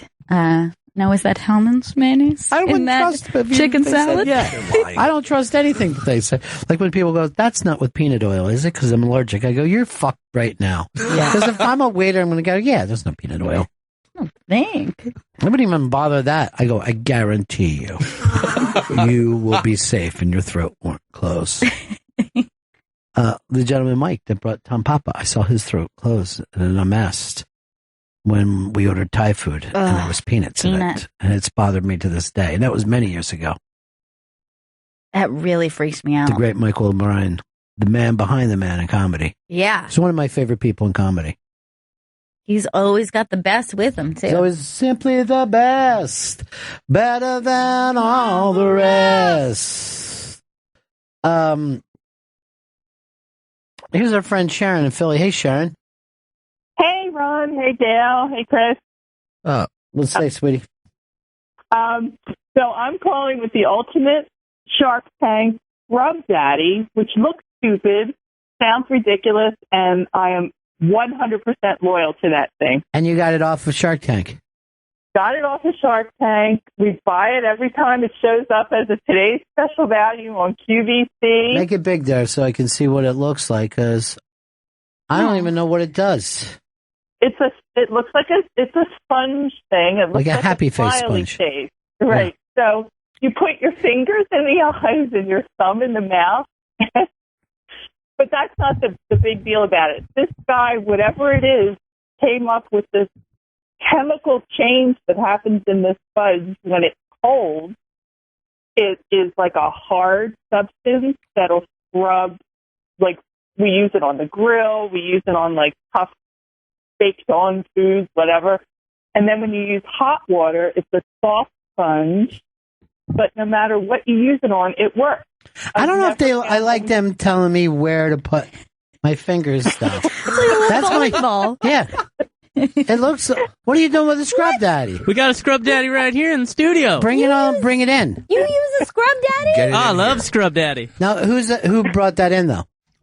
We had like 8 of them, and they've slowly been used, but they've just been in studio. That's not what I've asked you. So it's probably E-Rock. Yeah. I know the answer. What is it? That on the Opie show, the Scrub Daddy guy heard them joking about it. He actually sent them like a case of them and T-shirts and was in the studio with them. Wow. So I guess that's like the leftovers. So they fell in love with Scrub Daddy. Now, no, they didn't. They didn't get the concept at all. In typical fashion, they didn't even listen to the guy explaining it. They were just making fun of the face. Well, I'm going through this. I'm trying to figure out how to use it. And apparently it's 2 in the pink, 1 in the stink. And let's see if this... It does. I don't like the texture of it, though. Well, it feels like right foam now, right? Oh, it's much harder than I thought it was going to be. Well, God, how many times has she said Come on. Pull it. Guys! Pull it, Joe. That's what Don't laugh. Look, Joe blushed and put his hand over his mouth. It's not funny, and you know I'm talking about Scrub Daddy. Scrub Daddy, not a penis. It doesn't say, Dale, it's okay. It doesn't say that texture. When you put it in your hot water to wash your dishes, it gets nice and soft. I mean, when I stick my fingers in, it's very itchy. Oh. Pull that. Pull that. Stop pulling things. Already did. Joe, stop pulling things. And Joe, you say it once too, so we can make, use it against you as well. Makes my But fingers now they came out with a version that has a regular piece of sponge attached to one side because people like me complain that my scrub daddy didn't stay soapy enough while I was washing my pot. But it gets in all the nooks and crannies. It's actually really, really cool. I would recommend you have some around the studios, take one home and try it. Well, this, from what I understand, this is how Bill Gates made all his money. Really? Scrub daddy. The scrub game. All right, thanks, Sharon. All right, thanks. See you Bye, guys. sweetie. I don't know about the scrub daddy, and I agree with you. There's an after itch. Yeah. I might just use this to scratch my back with. It does feel like bottom of the feet even. Oh, it's like a hockey puck. Like an itchy hockey puck. Oh. It's like an itchy hockey puck. This is way too hard. Pull that! No, don't! Pull that! Pull it. Pull it, Joe. Well, do that for saying pull Got it, it. Joe. No, So it sounds stop sexual. pulling everything. I like putting my finger in the mouth. It's weird. Pull that one too, Joe. Which one? He says it all the time. Yeah, it's true. You could pull him just saying, I like to put a penis. Is cock going in my mouth? All right. What? See? Okay. Too far. Yeah. Everybody else was being funny and right up to the line, and you got to go for gross Okay, so town. now nobody wants to use scrub daddy because you just rubbed it on your weird beard. And that's one thing that it's not for. It's not for scrubbing your face. It's not to scrub daddy. Yeah. That's what scrub daddy is. What fucking he used to say to his dad when he sat in the sink. Scrub daddy, please. Please, scrub daddy. Pete Lee showing up in 20 minutes. Can't wait. You're going to have to. I can't. No. Give me 20 Please. minutes. Protect 20 him to minutes see is if all I he's asked. close. He's for 2 p.m. What was on the hotline there, Chris? That is Jeffrey Gurian. Jeffrey Gurian. Jeffrey Gurian. I want to talk to Gurian. Jeffrey. What are you? Are you gonna follow? Do you know the song or Do you not? even know the song? You don't know the What song. fucking musical play is that from? I don't know. Why sing along So with I wanted to us be part of when it. we were enjoying it Look. so much? We were doing so good with that song. You're not part of anything that humans do, Chris. If it's something humans are doing, you can't and shan't. So pull up your pant. Okay. Jeffrey Gurian. Yes. Sorry, Chris ruined everything. No, that's okay. We got a few bars in. Yeah, you're right. Yeah. That old song that we sang years ago. It was Yeah, everybody without Chris being there. reminiscing like that. It's so great. Jeffrey, am I wrong? I heard you've been jumping around. Is that true? It got out. Huh? Yeah. The word got out. I was jumping around. I actually missed you down at Webster Hall. I heard.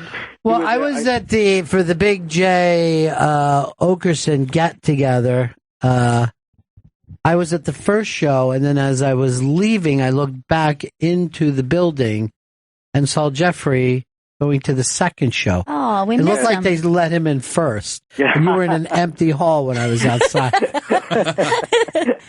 It was so funny. I happened to know the guy who was doing the thing, and he's like, "Get over here. Come on in." That's not like So you. we You went know in. all the guys. It was Yeah. a lucky break. Just a lucky break. It was a great show, man. It was like a fucking rock concert. It really was fantastic. I'm very, very happy for Big J Okerson. Yeah, like pyrotechnics. Yeah, he's getting the credit that he deserves, you know, which is really nice to And see. you know what was nice is that we were all there to share that with him that night. It was a very special thing. It was fun. Yeah. It was fun to be with everybody up there, and It's nice, and so many of your fans were there, too. I met a lot of people from the show. Good. And you know how many people said nice things about Gail, how funny she is? And Aw. like, real people came over to me and said, like, Gail is so funny. I'm like, that is great. Jeffrey, did you point out that Gail has a dad? And you know what I mean? I like to wet my beak in the admiration fucking pond. I'm out there promoting Gail. I don't Yeah, I know. her dad. Everyone thinks it's fine to say to me, I just love Gail. I'm like, yeah, and who else? Well, the new person always needs support. No, a lot of people told me to stop stepping on our lines. I didn't hear you step on the lines. You guys have a great flow together. It's kind of like you should really be related. I think you should be related. You have the same last name. There's no reason why you shouldn't be. Well, first of all, Jeffrey, thanks for turning us against each other. It got a little bit ugly here. Yeah. All right. But we were all agreed. Now, did he say when Comedy Central was going to play this? No. None of us know yet. About Right? that. No, just the fact that it was done. It was so cool that so many friends showed up to support him. That's such an important thing. It is. It was a wonderful night. And it's funny that I always run into, like, I go the wrong way and I run into the person. Like, I was looking for Jay.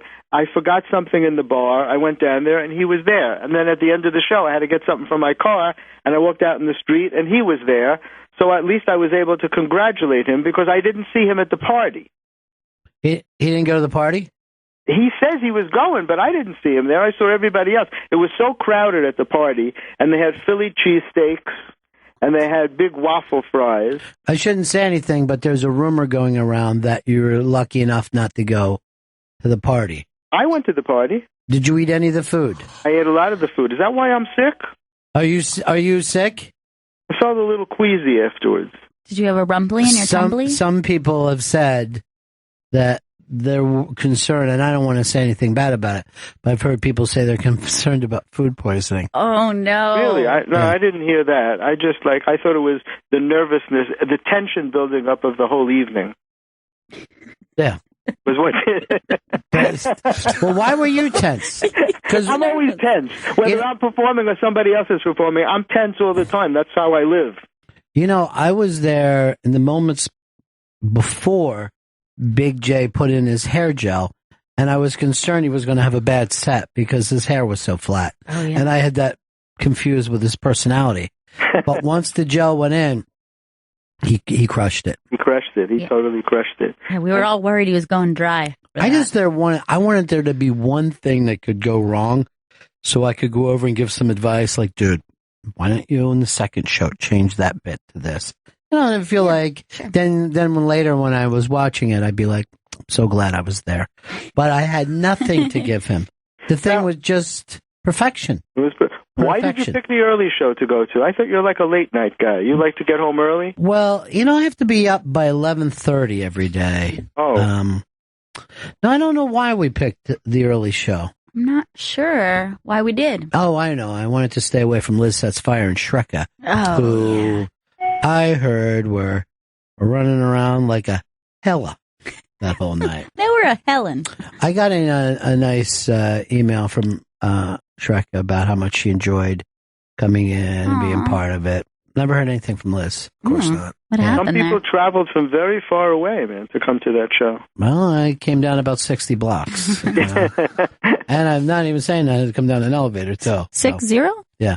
I thought it was so funny that the place, Webster Hall, was so much like the theater in a Vinyl, where the New York Dolls it crashed on people. It looked exactly the same. Did that actually ever happen in New York? Was there like a crash of a building like that during a concert? Not during a concert. It was during the daytime when there wasn't a concert. But, I hate to say Scorsese a liar, but as always, he is.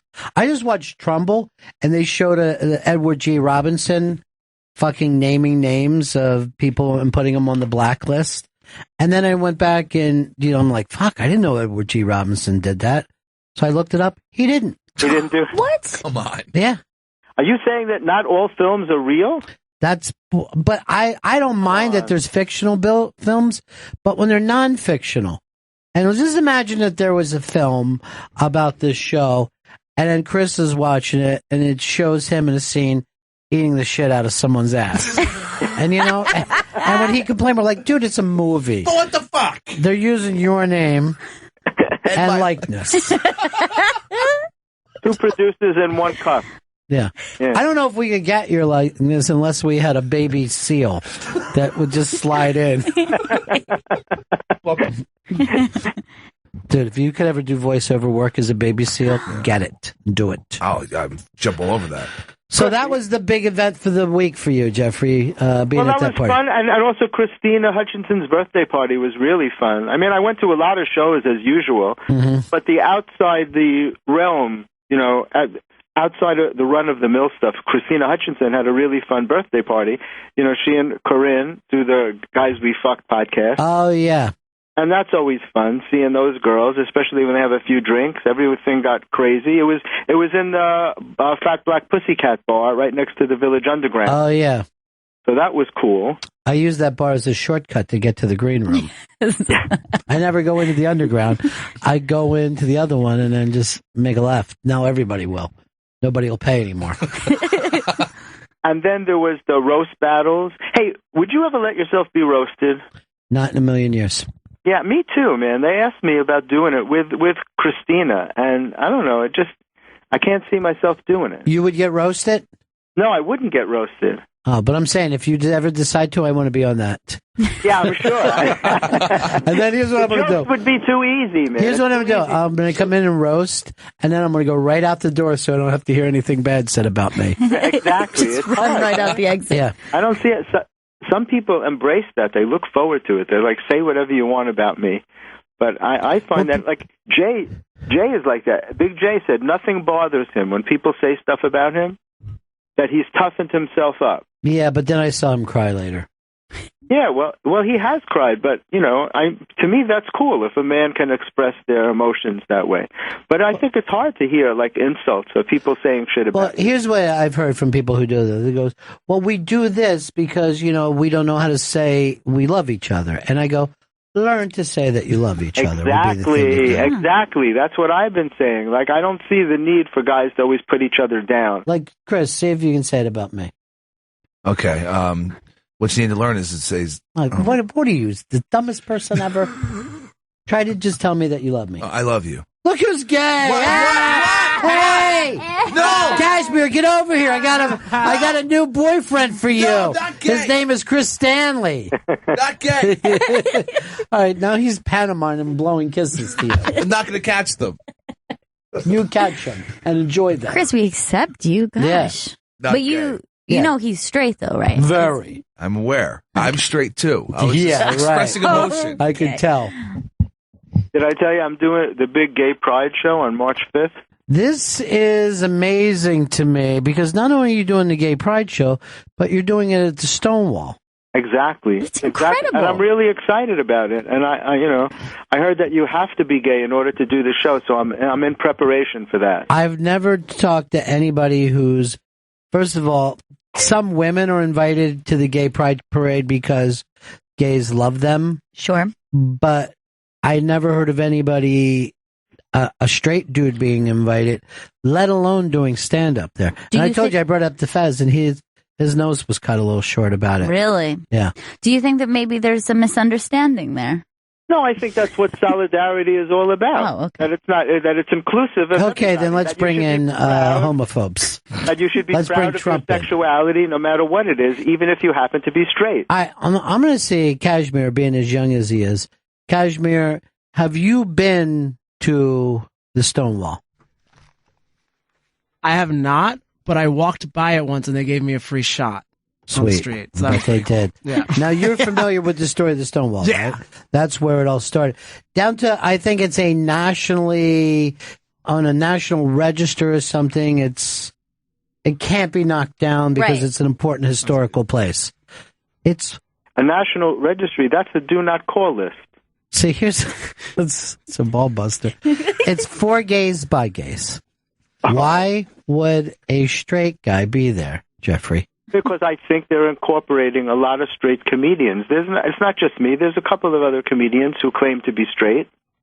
I think that's what inclusivity is all about. I think they're That setting you everybody up. supports- Here's what I worry about, Jeffrey. They're going to pull pig's blood down on you. Oh, my God. Right? And act like why you're wearing the prom queen thing. I'm wearing my pink jacket because I wear that all the time anyway, and I'm sure no one will make fun of it there. Yeah, but see, here's the thing. Yeah. If that's the 70s, it would be brave to wear pink.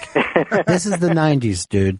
Okay? Bros I wear pink. Yeah. I never see you in pink. I wear pink all the time. I don't care. I'm trying to think. Have I ever worn anything pink? I don't think so. That's not because you don't like it. It's just not in your color. Oh, yeah, because it's not. You're more of a winter, yeah. I'm buying you a pink scarf. I probably have had a pink scarf before. Yeah. You have had one? Probably. Yeah, pink and purple are colors that I love. I don't think that it needs to define your sexuality. Why don't you just define your sexuality? First of all, we never see you with a woman. That's true. Second, you're the only person I know that is constantly being accused of being with prostitutes. That's just jealousy. You know that. Haters? Men say crazy shit like that. I always heard that haters never hate. Haters got it. Where'd you hear that? I don't know. In a small room by yourself somewhere. That's not true. There's plenty of haters out there. People like to say crazy shit. I don't know. I did not know. So did I tell you I'm performing at Caroline's tonight? Can I say that? Is it another gay bar? Yeah, I'm only doing gay bars from now on. What time tonight, Caroline's? 7:30 in Pat Dixon's show. It's called Desperation Tonight. I'm doing that, and I'm headlining New York Comedy on March 2nd. It's on top of the world. This and guy. I hope you guys will come. Wow. CUM. Ew. Ooh, come on. Now, how horrible. Sorry to be so gross. No, that's okay. I hate when I do that. Now, tonight it's you and Pat Dixon, right? Pardon me? Tonight it's you and Pat Dixon? Well, no, there's other comics on there, but it's Pat's show. He does this great show. It's like a variety, like a late night talk show on the stage of Caroline. Are you going to be talked to? Are you going to be doing panel? No, I think I'm just doing stand-up. Yeah. I don't ask before. When someone asks me to be part of this show, I just show up. I don't ask. Okay, you better be careful. You'd end up in a cult. You never know. Always careful. Yeah. Very careful. But Pat Dixon's very, very funny. Pete Lee's going to be here later, and then we were all together. Yeah, that was the show that you guys did at the Underground. That was the You Don't Know Me show. Yeah, I was really hoping you'd write that up, but didn't make it. You know why I didn't? Because you told me to keep it to myself. No, it's only because it wasn't mine to say. But then, when I write stuff up that, like the Interrobang was there seems to be a certain order of things that I'm not supposed to write about, so I never know. Well, what are you talking about? If other people are covering it, then I don't know if I'm supposed to write about it. This wasn't a covered thing. It was just because Bonnie didn't want the guest to be put out there.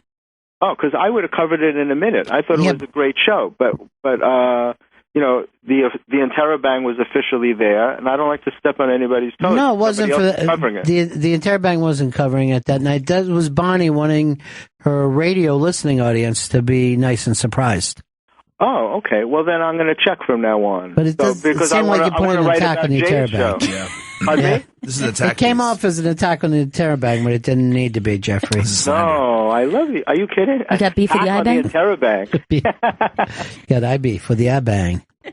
And I got to go to break here. We got, we don't have Pete Lee coming in.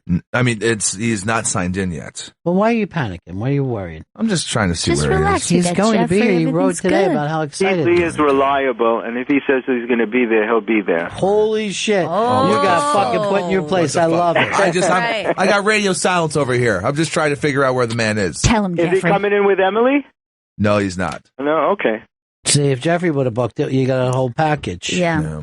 Jeffrey makes everything nice when he books it. Oh, yeah. You get a He whole does package with him. He does nice. I try. Chris does half-ass when he books. I just want pure Pete Lee, uncut. It's disgusting. What does circumcision have to do with it, man? Yeah, it's true.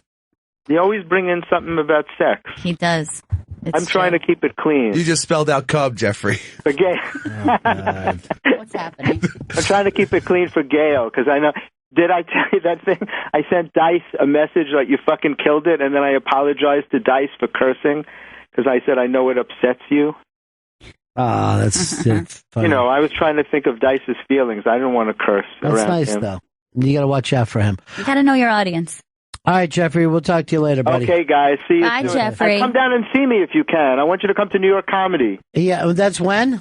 That's March 2nd. I think that's a Tuesday. I got to check the date. Well, I'm sure we'll talk to you before The then. early show, for sure. Talk to you guys later. Have a great day. All right, Jeffrey's out at the Caroline's Comedy Club tonight with Pat Dixon, the very, very funny Pat Dixon. It's at 7:30 p.m.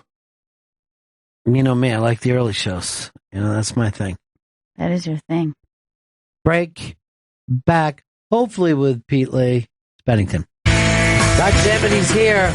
We worried, we were concerned, but Pete Lee is in, as the kids say, the hizzle. I'm in here, in the place. I hate to worry you. I worry all the time. So, do you? I'm not a worrier at all. Really? I am bad. Yeah, I know you are. She freaked out a little bit because you couldn't find your man the other night. And I was called my house while I was watching a movie. But I was aware that I was being crazy, so I really just called to be talked down. Yeah, so that you didn't send those text messages, then look crazy. When I know that he was out doing something totally normal, he was not dead in a ditch. Is that what you were worried about? Yeah. I was thinking he was, for some reason in my mind, it was a rainy night and I thought he was hit by a car or fell in front of the train. That's what I had decided. Did too. And it was only like a couple hours after I would have expected to get a text message. But that's hours. I would have freaked out too, but I would have shown my cards and been like, who is he? You know, like I would have gotten totally jealous, whereas my buddies are like, no, you got to be like, I'm worried about your safety, girl. Oh, that safety. But I know that your chick, I mean, you're right. She's cheating on you. Yeah. I hear it from everyone. She's way better than me. She has a TV show out called Donnie, and we went to this big premiere party at NBC at Rockefeller Center, and like there were all these like movie star guys hitting on her. And then she was like, why are you jealous about this? And I'm like, because they're better. They are just head and shoulders better than me, and you should leave me for them. And you know what? That's smart of you. You're just really putting it out there. Yeah. That's what women love, weakness in a man. They love lack of confidence. But when we did that thing with Voss and Bonnie that night, everybody was in love with your chick. Oh, everybody was like, there's something about her. And I'm like, looks and personality. That's it. Yeah, looks and personality and talent and money. And it's like, I don't like, there are a bunch of these comics at the stand, and they call themselves, I don't know. It's like 8 black comics, and every time we're at a party together, they like heckle me. They're like, she's gonna leave you, pal. And I'm like, yeah, I know. I'm just like, my relationship with her is like being on a cruise. Like, it's fun, but it's going to end, and then things are going to be bad again afterwards. Well, that's life. Yeah. Life is going to end poorly.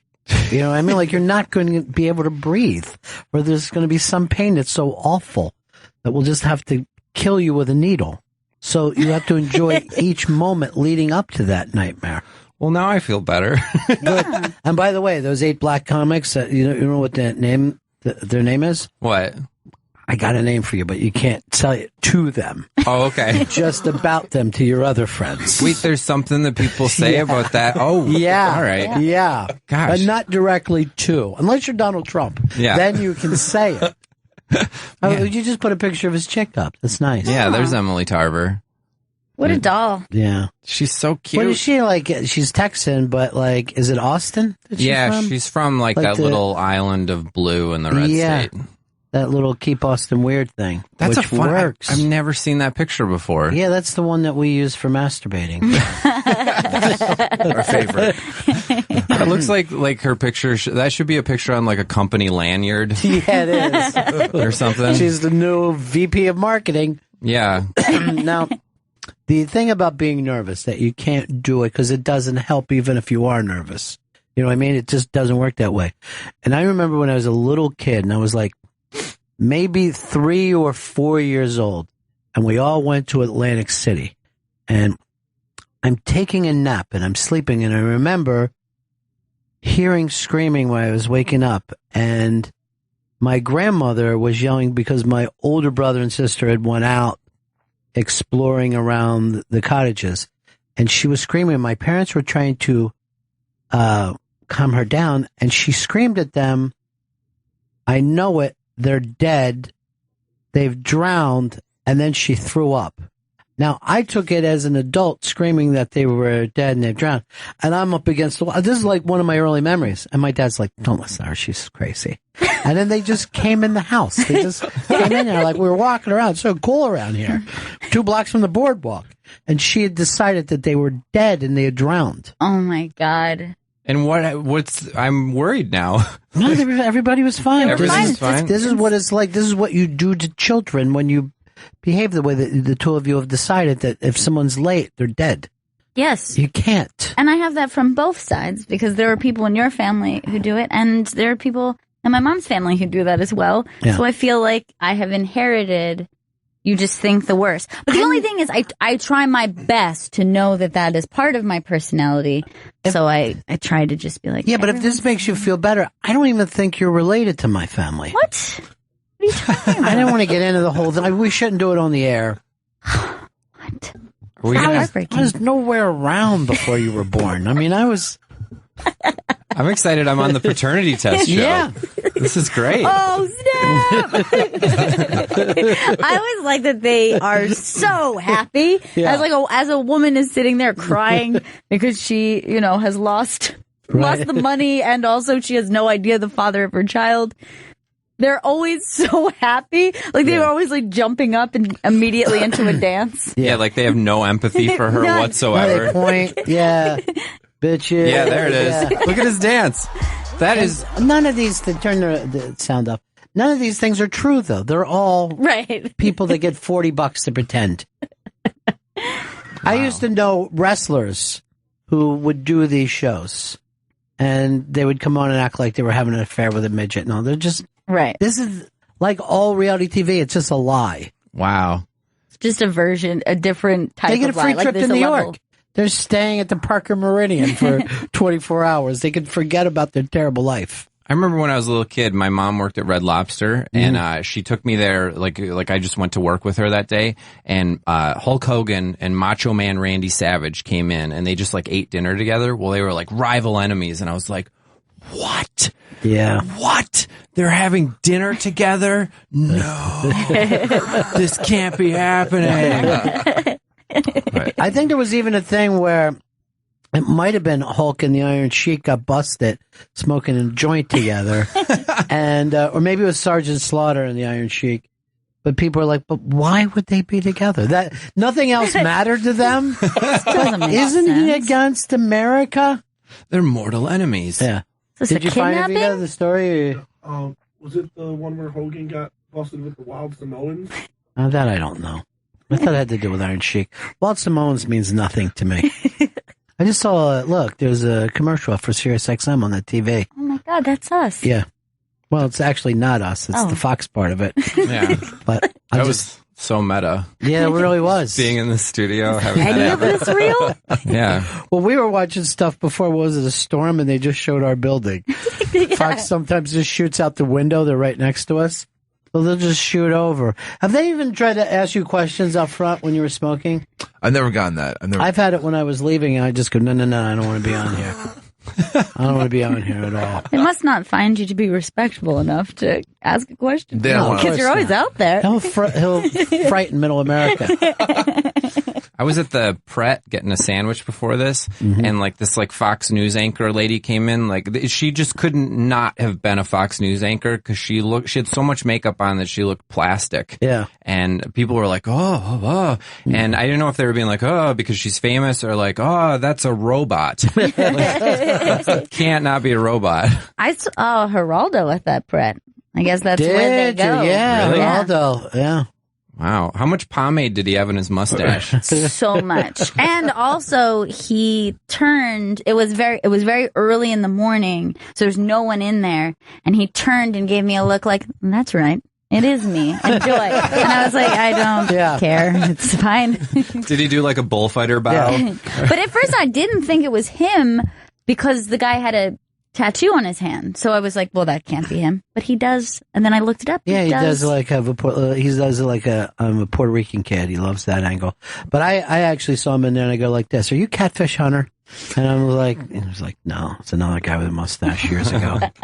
He actually, one of the things that my hometown in Janesville, Wisconsin is famous for is that there was a KKK rally there in the mid-90s, and Geraldo got beat up there. He came there to do a news story. And that's where they threw the chair? Yeah, they threw the chair at him, and the news covered it like this whole town came out because they're so racist, but the town came out to protest the rally. So there were only 300 people there for the rally, and then 10,000 people there to say no, get out of our town, but they covered it like that. Sure. Yeah. Why give out the true story? Sure. It's a town of racists, everybody. Yeah. I mean, it is. But Well, that's only because you've never had the chance to meet black people there. yeah. I remember when I first came to New York, I was like, wow. It's so cultural. Yeah. The first time I saw, I went to Brooklyn and I smoked a joint and I had never seen Hasidic Jewish people. And I was so paranoid that I thought they were ghosts that were haunting me. That's a really good pot. Yeah. It was pretty great. Well, this is, there was one of those New York stories. This would be the perfect chick for you, Chris. Yeah. So she's getting a bus up at 110th Street, East Harlem, no, 92nd maybe, in East Harlem. And she's smoking a cigarette. They tell her to put out the cigarette. She refuses. And they take it to the point where we're going to empty everyone off the bus, put them in another bus because she won't get off the bus and she won't stop smoking. While they're doing it, taking people off, she jumps behind the wheel and starts driving. Right? And said was attempting to make stops as she was going down. They caught her because she was making stops. And they had to pull another bus in front of her. But, I mean, that's somebody who really likes to smoke. Wow. You know? She's actually trying to show that, look, we can live in peace this way. And we can don't smoke need and bus drivers. We can do it. Yeah. The people can do it. It's ridiculous. You know who she is? She is Philip Morris's version of Rosa Parks. It is true. Yeah. Take back the bus. Pete Lee's in studio. Pete's performing at Morty's Joke Joint in Indianapolis tomorrow, February 25th through Saturday, February 27th. Go to mortyscomedy.com for tickets. Pete's also performing at Governor's on Long Island, March 4th and 5th. Go to govs.com for tickets. And on Twitter, it's at Pete Lee Tweets. So you're jumping on a plane in a little while. Yeah, tomorrow morning at 9. But there's that big storm coming, so maybe I will be at Morty's Joke Joint in Indianapolis tomorrow. Make a note. God willing. Yeah, God willing. I'm at the point, I've been doing stand-up for 18 years now, and when I saw the storm was coming, I'm like, maybe I get to stay home. Snow day. Yeah.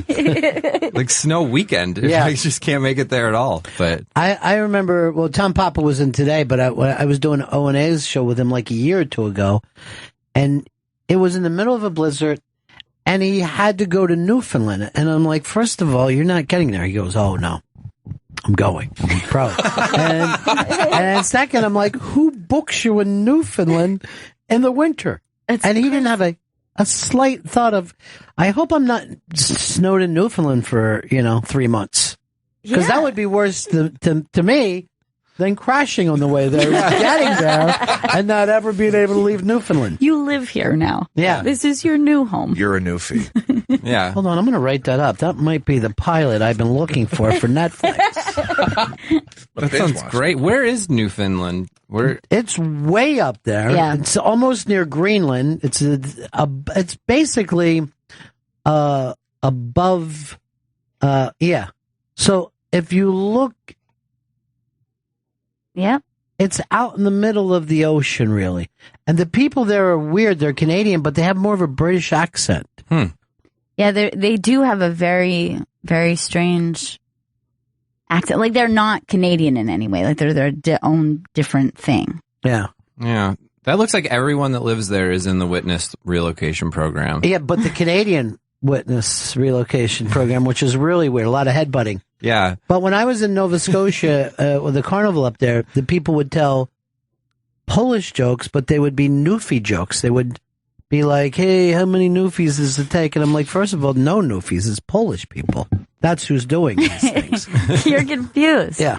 Well, you could use that in your new Netflix series. But for sure. somebody even said they don't get as much snow because they're up there in so deep into that ocean.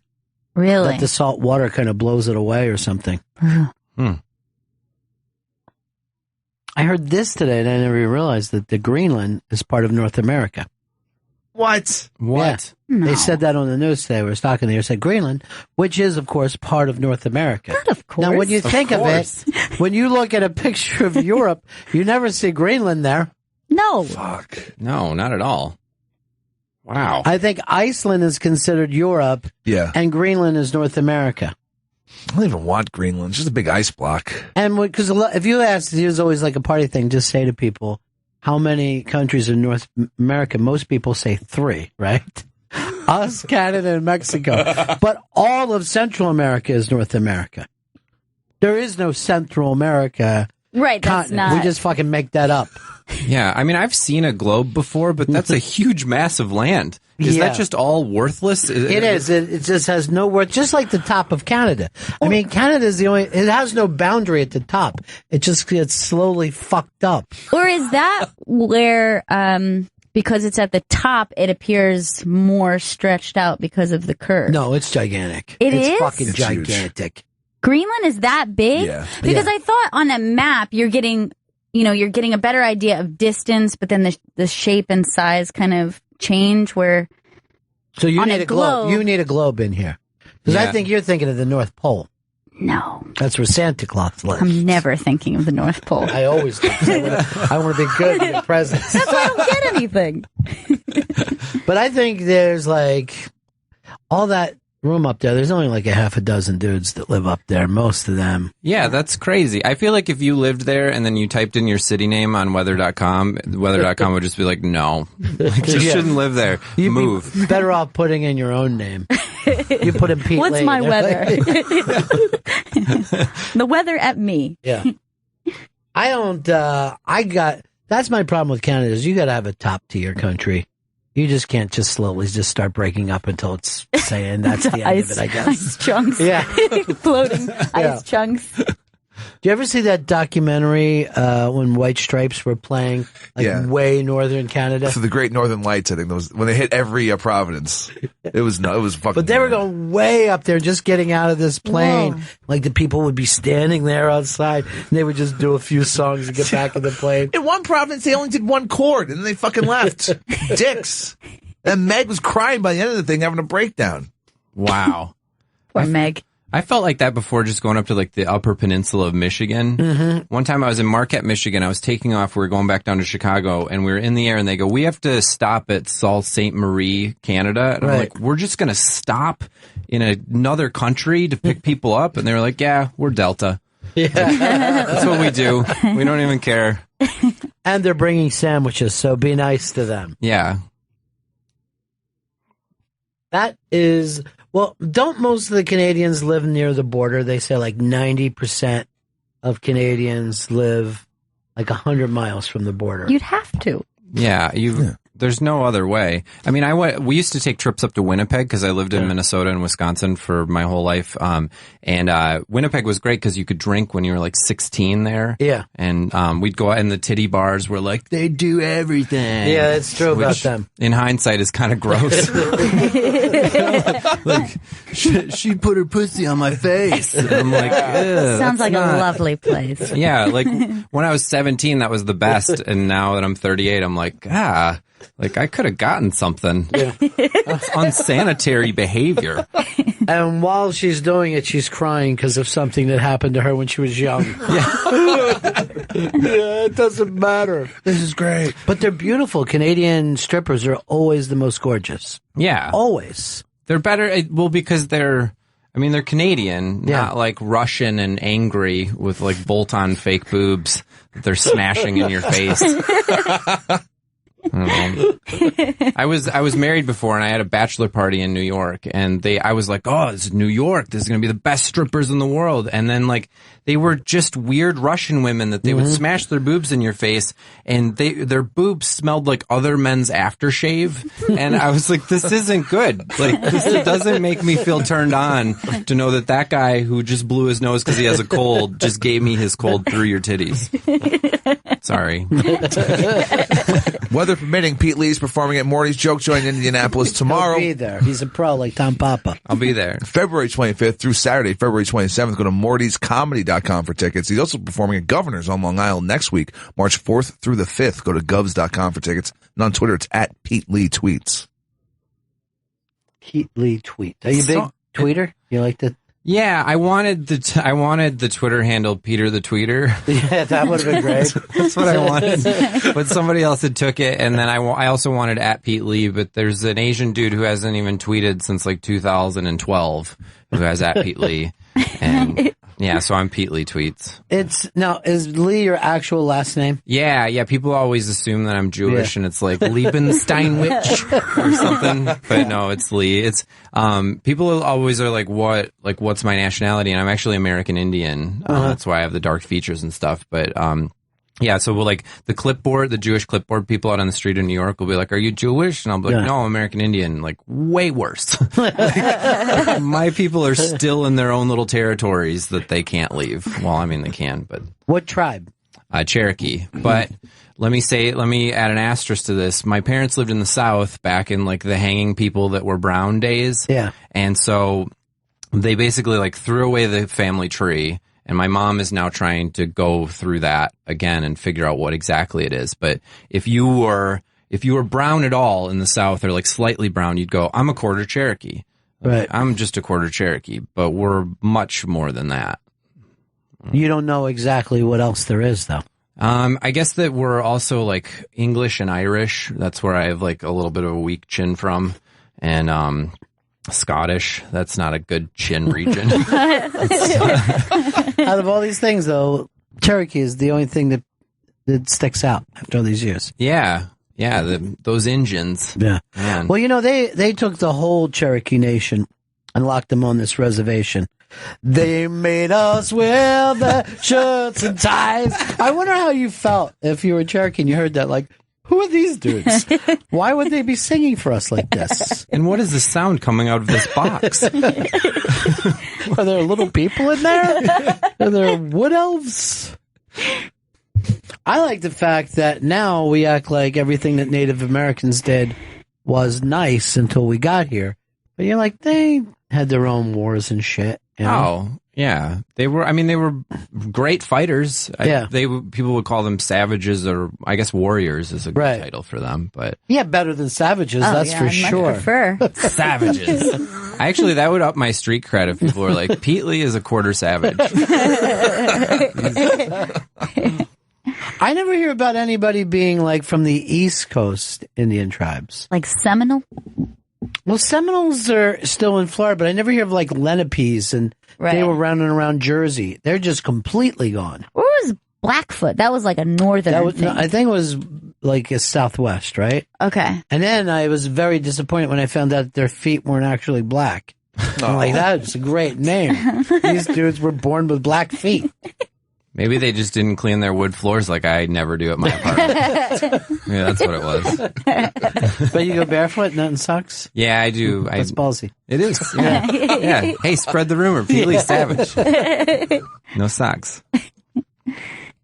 You're plugging away there, Chris. Pete Lee's at Studios performing at Morty's Joke Joint in Indianapolis tomorrow, February 25th through Saturday, February 27th. Go to mortyscomedy.com for tickets. He's also performing at Governor's on Long Island, March 4th and the 5th. Go to govs.com for tickets.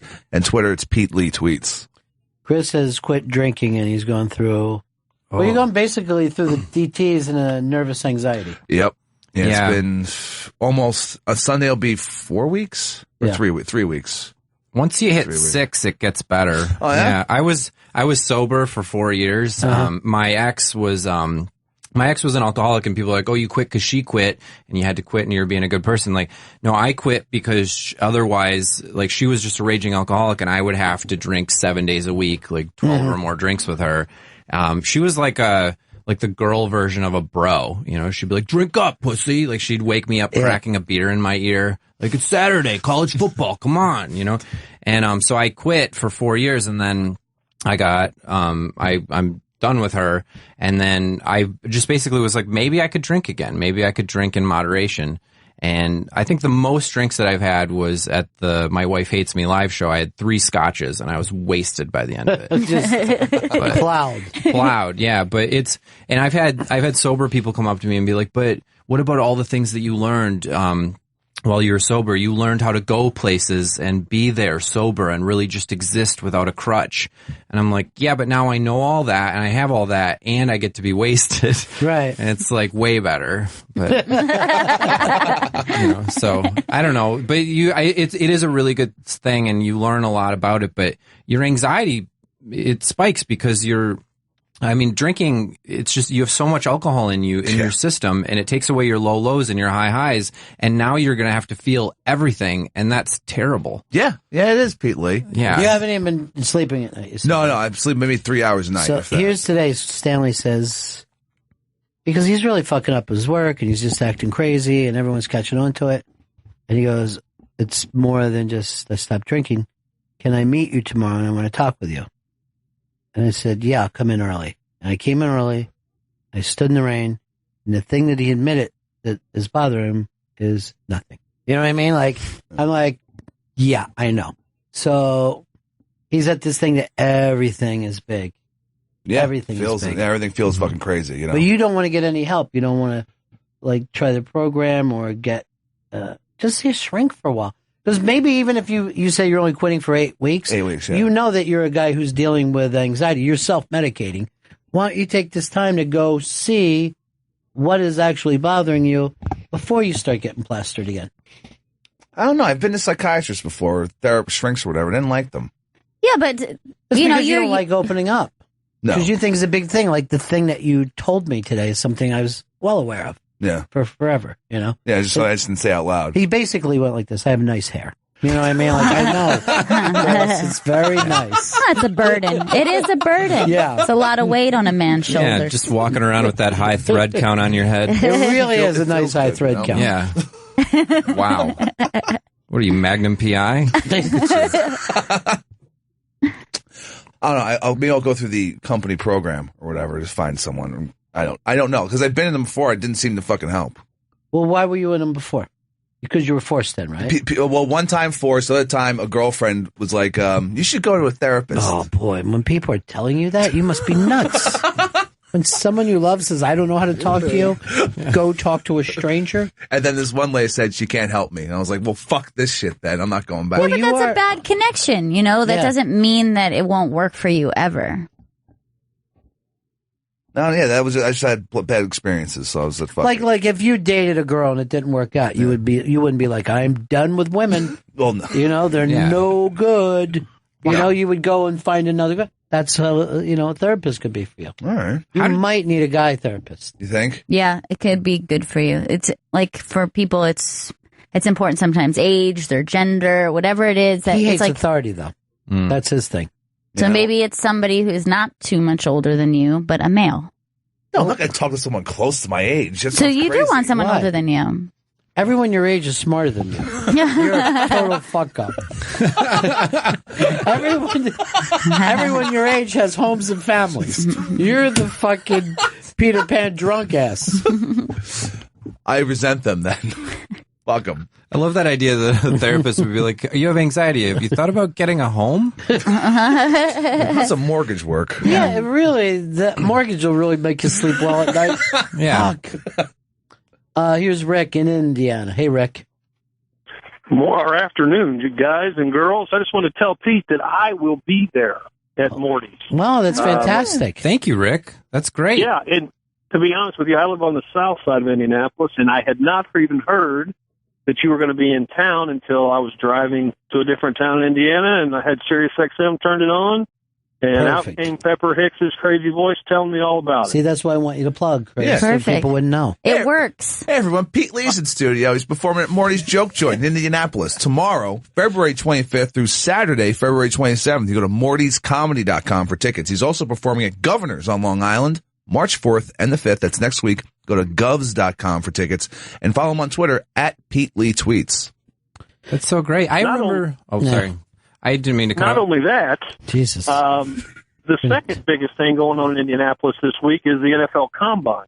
Oh, so they so are playing Pete can- second fiddle to you. Yeah. That's great. I actually do a thing with the NFL Network. I'm on their show Top Tens, and then I have my own segment on a Nickelodeon show called NFL Rush, where I do bloopers. I'm like, I like dress up and I go to the NFL Live studio down in New Jersey in Mount Laurel, and like once a month I put a bunch of them in the can and then they air, and it's crazy. I get to be like a fake NFL guy. Well, here's the thing. The top 10s always frustrate me because I never agree with them. Yeah, you think other people should be in the top 10? Yeah, I'm always going, where's Ken Stabler? I'm always saying that, like, Ken Stabler should be ranked higher in the top 10. I don't know if someone makes a list, no matter what it is, or what publication, it immediately makes me furious.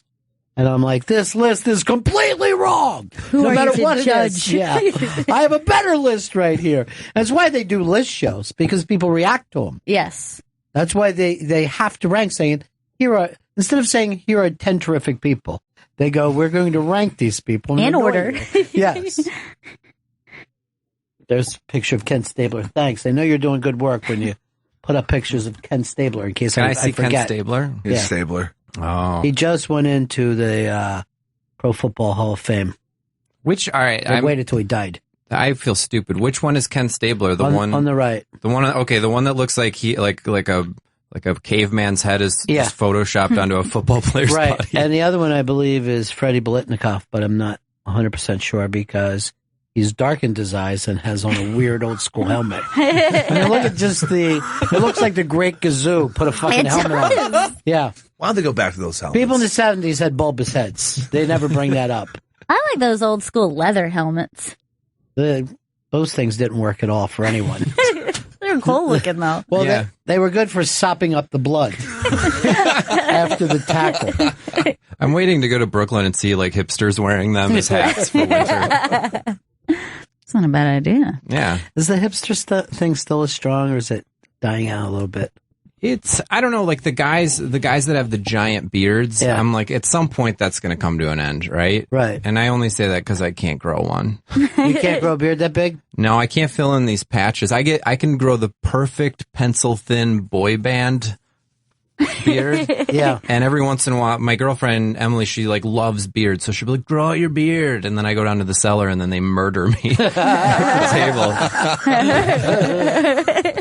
All right, who are the brutal people judging other people's facial hair? Who are the... I mean, Keith Robinson it's not the same down at the cellar as it used to be. Like every once in a while, DePaulo or Keith Robinson will lay into you. But, I mean, like the night that people were making fun of me, it was like Joe Mackey. You know, right, you can take it. Yeah, but I was like, how fun is this? I'm at the table and Joe Mackey's making fun of me. The table really is a tradition. But, yeah. But Mackey's on the road forever. Unlike you going out and back. The last time I saw him, it was like 18 cities in a row. Yeah, he's amazing. I remember he and I used to do late night at the comic strip together, and then now I guess we're both doing well. He's doing better than me because everyone is, but he's doing. Was that when Gurion used to MC that show? I know he used to. Yeah. Oh my God, that hair. That hair. I run into him all the time, and he's writing his thing for the Interrobang. Yeah. And he'll be like, "Hey, I want to do a piece on you and Emily. Will you do something with me?" And I'm always like, I can't believe this is my life. I can't believe that I'm being interviewed by Jeffrey Gurion right now. Scoop. Let me see what's happening out here. He's fucking really like had a hopper, except for he's like a hopping head. You know what I mean? It's like that thing is like, you know, when Hedda Hopper and all that back in the 40s and 50s, there was only like about 100 people in Hollywood. And she would just Jeffrey Gurion run around, talk to all of them. Yeah. You know? Now that's him running around with comics. Yeah, his hair is amazing. It's like, have you ever seen a tall building and then like there's smoke coming out of the top of it and then it just forms a weird shaped cloud and then it goes down the back of it? That's his hair. Dying to see him like wet, like coming out of a pool would be fucking amazing. I mean, I know he was upset about getting rain on. When he had his heart attack, he most worried about the fact that they didn't have an umbrella and they were taking him in the rain. That was his biggest concern. Yeah, because he was afraid that somebody would just come running up with an old camera, take a picture Got of him. Why didn't he just like take off his ascot and make a bonnet or something like I mean, like an old lady will. Yeah, with like a garbage bag or like trash bag. I would like that look of an old woman walking down the street with a Gristedes bag. Yeah. But it is funny. I think men pay more attention to men now than they ever did in the past. Like, I can't imagine like cowboys or coal miners worrying about who was gaining weight or who had a patchy beard. You know what I mean? Yeah. I just feel like men now are becoming women, which ruins everything about the lucky part of being a man. You know? Yeah, I need to take advantage of the man part. Like I feel like you're one of the last men in the world. I kind of agree with you there. Yeah, you really are. You're Yeah. a man, and you take advantage of the man privilege. And like I have so many feelings that I just don't even need to feel. Right. You know, like I'll be like, oh, I'm afraid about Emily and whatever. And my buddies are like, why don't you just go over to her house and then fuck her and then not talk to her again for a while? And like, was I not supposed to swear? I didn't No, know. Oh, okay. but by the way, supposed that's to. what I do with her. So it works out fantastic. If you were the one that she was cheating with, I would totally humble brag that. I'd be like, I can't believe that Emily's cheating on me with Ron Bennington. Like, can you believe that? I saw David Spade do that when Jack Nicholson took his chick, and he was like talking about it, but he was like, one night, it was bad. She was with me, and then the next night she was with Jack. You know what I mean? Like, Yeah. That's not a bad place to be. Yeah. So it's a weird name drop, though. It's just like to name drop who your chick is cheating on you with. Yeah. Yeah. Still take credit for it. That was like late 80s, early 90s Jack, So like Yeah. a real impressive Yeah, Jack. the Oh, Joker yeah. Jack. I think the 70s Jack is my favorite of all time. Yeah. The Chinatown, One Flew Over the Cuckoo's Nest. It's- There was a lot of guys that had great fucking runs in the early 70s. Like Pacino did a lot of great movies in a row. De Niro did a lot of great movies in a row. Nicholson did a lot of great movies in a row. Maybe there's just not that kind of parts anymore. It could be that, or it could be that thing that happens when, there's a certain peak to every artist's career. I mean, maybe there is, particularly with acting, I would say acting and maybe, like musicians as well. There could be that one pocket of kind of youth. I was really thinking, like, how many albums you think you get when they're still great? Is it 4? 3 to 4, I would say. Yeah, like most of the time, Yeah. if a band has been around for like 30 years, you still want to hear their first 3 to, like 90% of it is going to be their first 3 or 4 albums. And then maybe later in their career, they do something cool or interesting. Yeah, like Hall & Oates just had that tour that they called it Just the Hits. Yeah. Or Big J just went to see it, and he was like, yeah, we went, they called it Just the Hits, and they played Just the Hits. It was the best. Here's something we're just working on this afternoon. No! No! Give me the hits. It's the exact opposite of comedy. Like Dennis Miller couldn't do his Just the Hits songs from No. the 80s. No, I mean, unless the only guy I've ever seen that with is Frank Caliendo. I remember him doing new stuff and people being like, boo, we want Madden. Like, where's Jim Rome? And he's like, but I'm working on a Martha Stewart. They're like building them. Oh, here's the deal. And everyone starts going, do it again! Fucking great! I know who that is! Who is Madden? Too young. I don't even remember him being around. Here's a guy that won't do his own impressions.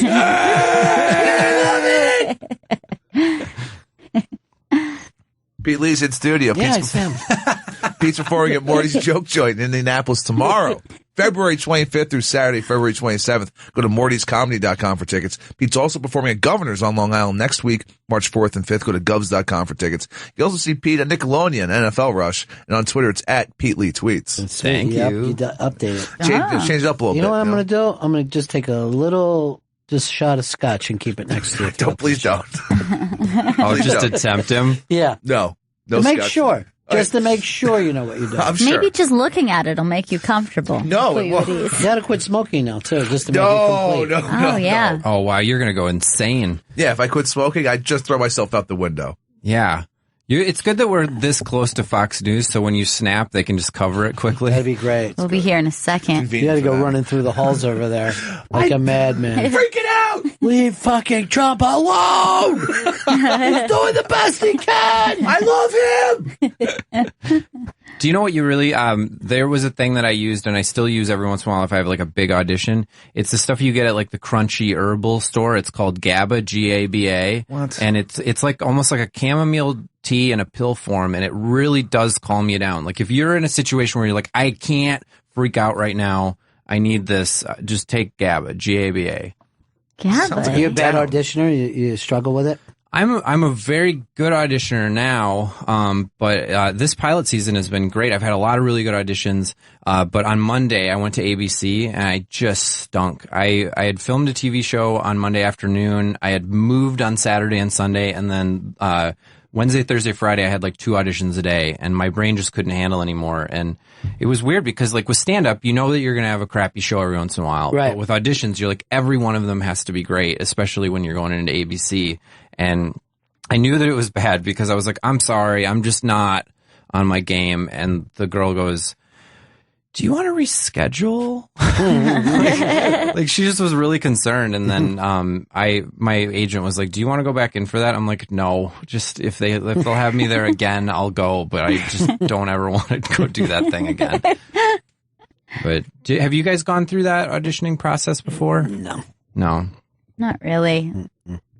Yeah. See, that's why you're confident. You haven't gone into a million rooms where when you leave, they go, thanks. Well, I don't think I'd want to, You'd be great, though. Yeah, I'd be great, but I don't want to fucking pretend that just because there's a couch there and 2 kids that I'm at my house. Yeah. Just the weirdness of that. Mother, father, I'm home from the docks. I think I'd go crazy. I think I would start fucking improvising so quickly about the director and the other people there. No matter what was happening, I would break that. I heard, who had it was Don Rickles, and it was the last TV show that he was doing. And he was spending so much time just fucking around and getting major laughs off of riffing that none of it was captured. It was Richard Lewis's show, right? And Rickles was playing his dad, and they were saying it was the most amazing show that never made it to air. Because Rickles was just pointing out people in the, he would have a scene and be like, I'm getting out of here. Like, that guy ought to get out of here over here. The Jew sitting in the back. They would just start fucking going off. And I was like, this is so funny, but we're really behind. That should actually be, like, they're always looking for different ways to do a sitcom. That should be a way to do it. I would watch that show. Break the fourth wall, do a little, that'd almost be like a stand-up show where you're doing your routine and then you break and you make fun of people and then you go back to it. That's a great idea. You should write it down. Well, I'd rather you write it down and just put my name on it. Too, all right. I'll EP? do that. Yeah. A little EP credit? Yeah, I don't care. Just a little, piece. All I want to do is wet my beak. If I can make a little bit of each thing, I'll be totally happy. Chris, do you have any ambitions at all outside of quitting alcohol for a mere 8 weeks? Well, that's what I'm concentrating on right now. But I have a hard time trying to see into the future as to what I'm going to do. That's another problem of mine. Well, who does that? Who's can't do that is people who are going to die young. Okay. They cannot see into the future. That's what it is. Because there is no future for them. Well, I got it and set on then. a subconscious level, you know this. Your cells know it. God. Yeah. Your cells know we got to get a new gig soon. Every atom has to go off and do something else. They know that this is just a short gig that they're involved with. It's a quick run, Yeah. But I worry, though. I can't see your future either. It's kind of comforting. I was telling him today, I go, with his personality, he has the personality of a third shift janitor. You know what I mean? Like, he wants to just be by himself with his work to do and not interact with anyone else. Is that idea comforting to you? It's a strange one. And you've moved yourself up where you now have a staff that you don't communicate with. Yeah. I'm trying more now that I'm sobered up. I'm attempting to talk to them and build a team. And yet you're telling us you're going back to drinking. Mm-hmm. Like that, now that I've sobered up, would be great if you really stopped drinking. Yeah. It'd actually be more comforting to say, once I get drinking again, the communication will be back. Well, he was so bad the other day, I'm like, if you're not going to get help, you'd probably be better off having a drink. Because you were doing physical things to yourself. Yeah. I've told myself I'm not going to drink for 8 weeks, and I want to get through that. Dude, that's no kind of goal to have. Why not? That's the stupidest thing I've ever heard. Why not have that? It doesn't mean shit. But then, take that time and figure some stuff out and get some help. He'd rather just hold on and white knuckle. Yeah. Do you feel like you're an introvert that's forced to be an extrovert? I don't think so. I know so. You think so? Mm-hmm. Yeah, because I mean, the whole world says that everybody needs to be an extrovert, and a lot of us just aren't. And like, I'm probably an introvert extrovert, but I feel that same way. And my therapist that I have, that you should have one. Right. She what's her card? I'll give you her info. What's her number? Be the fucking question. What's her card number? What's her credit card number? I want to scam I don't her. have that information. Yeah, but she said, she's like, when I'm around people for a long time, I start to get anxiety, and she'll be like, even if you're at a party and you're starting to feel that, just go for a walk. And I'm that weirdo that just will leave a party for 15 minutes and go play on my phone, and then I go back and I'm recharged and I can do it again. But it's the weirdest thing. Like my ex's family, they'd be like, where's Pete going? He's weird. And then I would come back and I could deal with them. You know what you should do? Say you're going out to smoke. Everybody understands that. Yeah. Oh. Just say, I'm going out to have a smoke, and then just go out and play fucking games on your phone. You can have like a little after show that smells like smoke. You put it on. Oh, God, that was good. Well, Terrible habit. I found that to be really interesting when I quit smoking, is that you no longer are given any breaks on your job.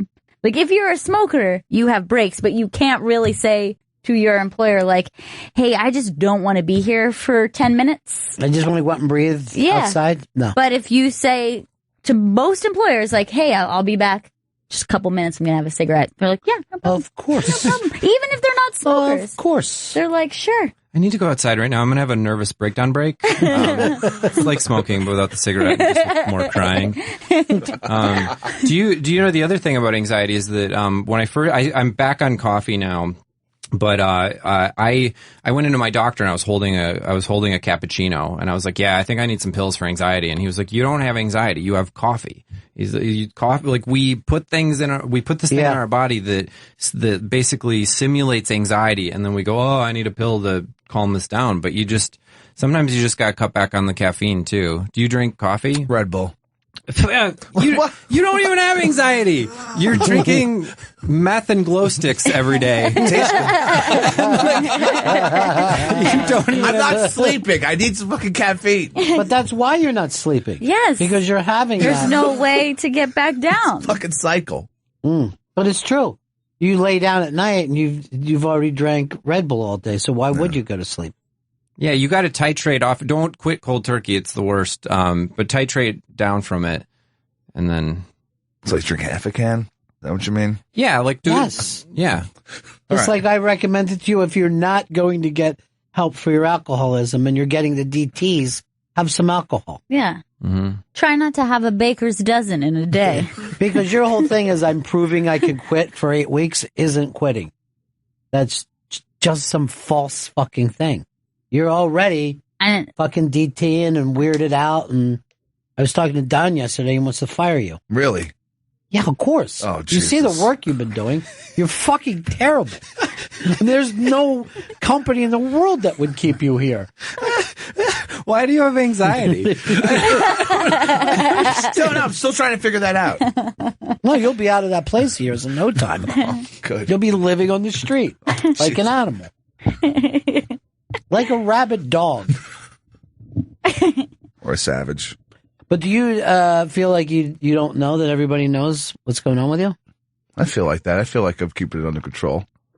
Dude, you've been in the meet. Oh, just bring up how he acts in a meeting. Oh, yeah. I mean, it's a bizarre thing where you try to talk over the person who's saying something in order to silence them. All right, let's all do. So, you be me saying something that we need to do. Okay. And I'll be Chris. Well, if we could just suddenly get in. Yeah. Oh, my God. I think that if we have. Yeah. Do I do that? I'm going to do that. So, yeah. You do it constantly. And then you also make a lot of noises. Well, and you won't look at the person. Sometimes you just go dead air. But But it's mostly because I think when you think something is suggested, right, that what we're saying is, why didn't you think of that? Instead of just, hey, I'm thinking of this all right now. Let's all Right. talk about, is this a thing that we should do? Is this a good idea? I mean, maybe that's my own. He can't have a creative idea on meth and glow sticks, is what you're saying, and which is where he is right now. But he wants to act like he does, so he goes, yeah. I won't do that. I won't get that done. No. I won't give it to anybody. And also, he thinks if he gives work to his staff, that it means that he didn't do the work. We have long meetings about you. That's weird. Why is it weird? You have to be aware. We tell you during the meetings we're concerned about you. I've offered to go to any kind of meeting with you. Everybody wants to save you because we see you in pain. I'm just a little off. That's all. Damn it, we love you, Chris. Can't you see that? Yes. Thank you very much for the love. Yeah, and we're still going to be friends with you after they fire you. We're definitely going to It'll be those things KIT, like, you know what I mean? At least for a while, we'll get together. Yeah, you know? And I'll be saying stuff like, hey, did you hear Opie got a cat? You know what I mean? Like, I'm trying to think of people and things. They're not getting back to my text as fast as they No, used to. I'll definitely text you back.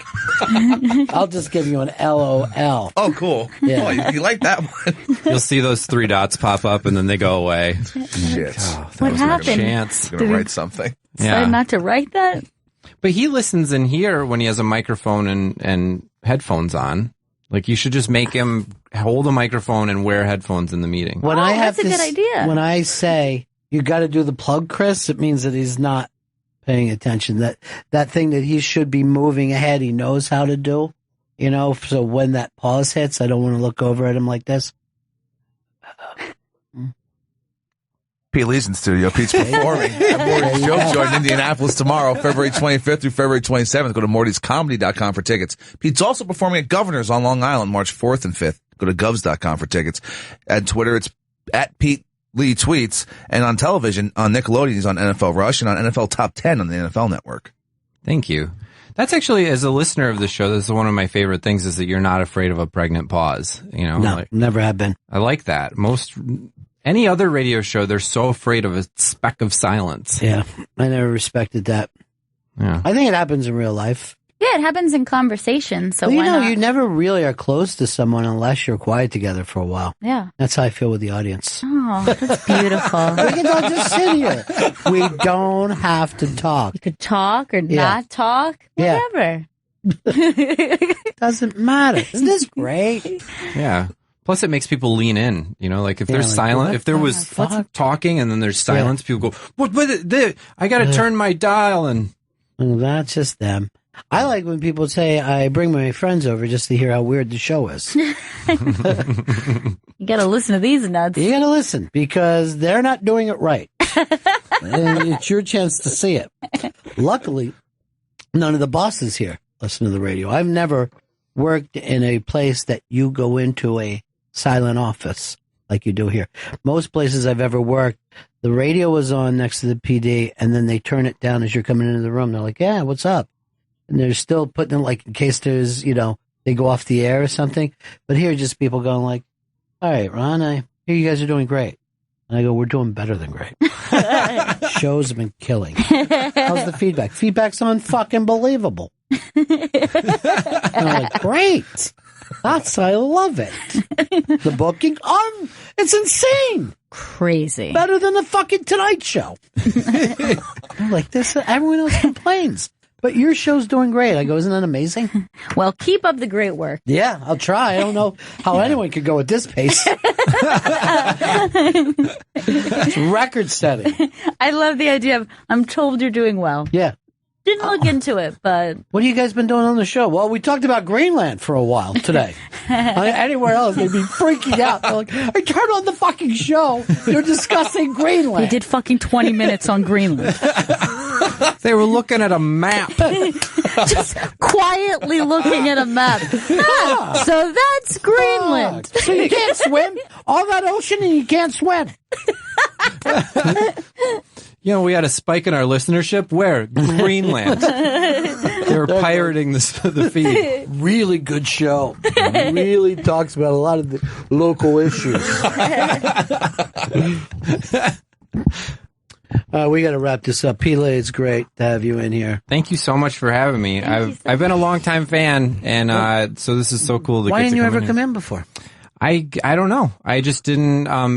I wasn't hooked up with the right people, but now I am. No, we're all best friends since we spent that night together. Yes. With Boston Bonnie, and other than you two, everyone else is broken up. So that's fantastic. Pete Lee's been in studio. Pete's performing at Morty's Joke Joint in Indianapolis tomorrow, February 25th through Saturday, February 27th. You go to mortyscomedy.com for tickets. Then Pete's performing next week at Governor's on Long Island, March 4th and 5th. Go to govs.com for tickets. On Twitter, it's at Pete Lee Tweets.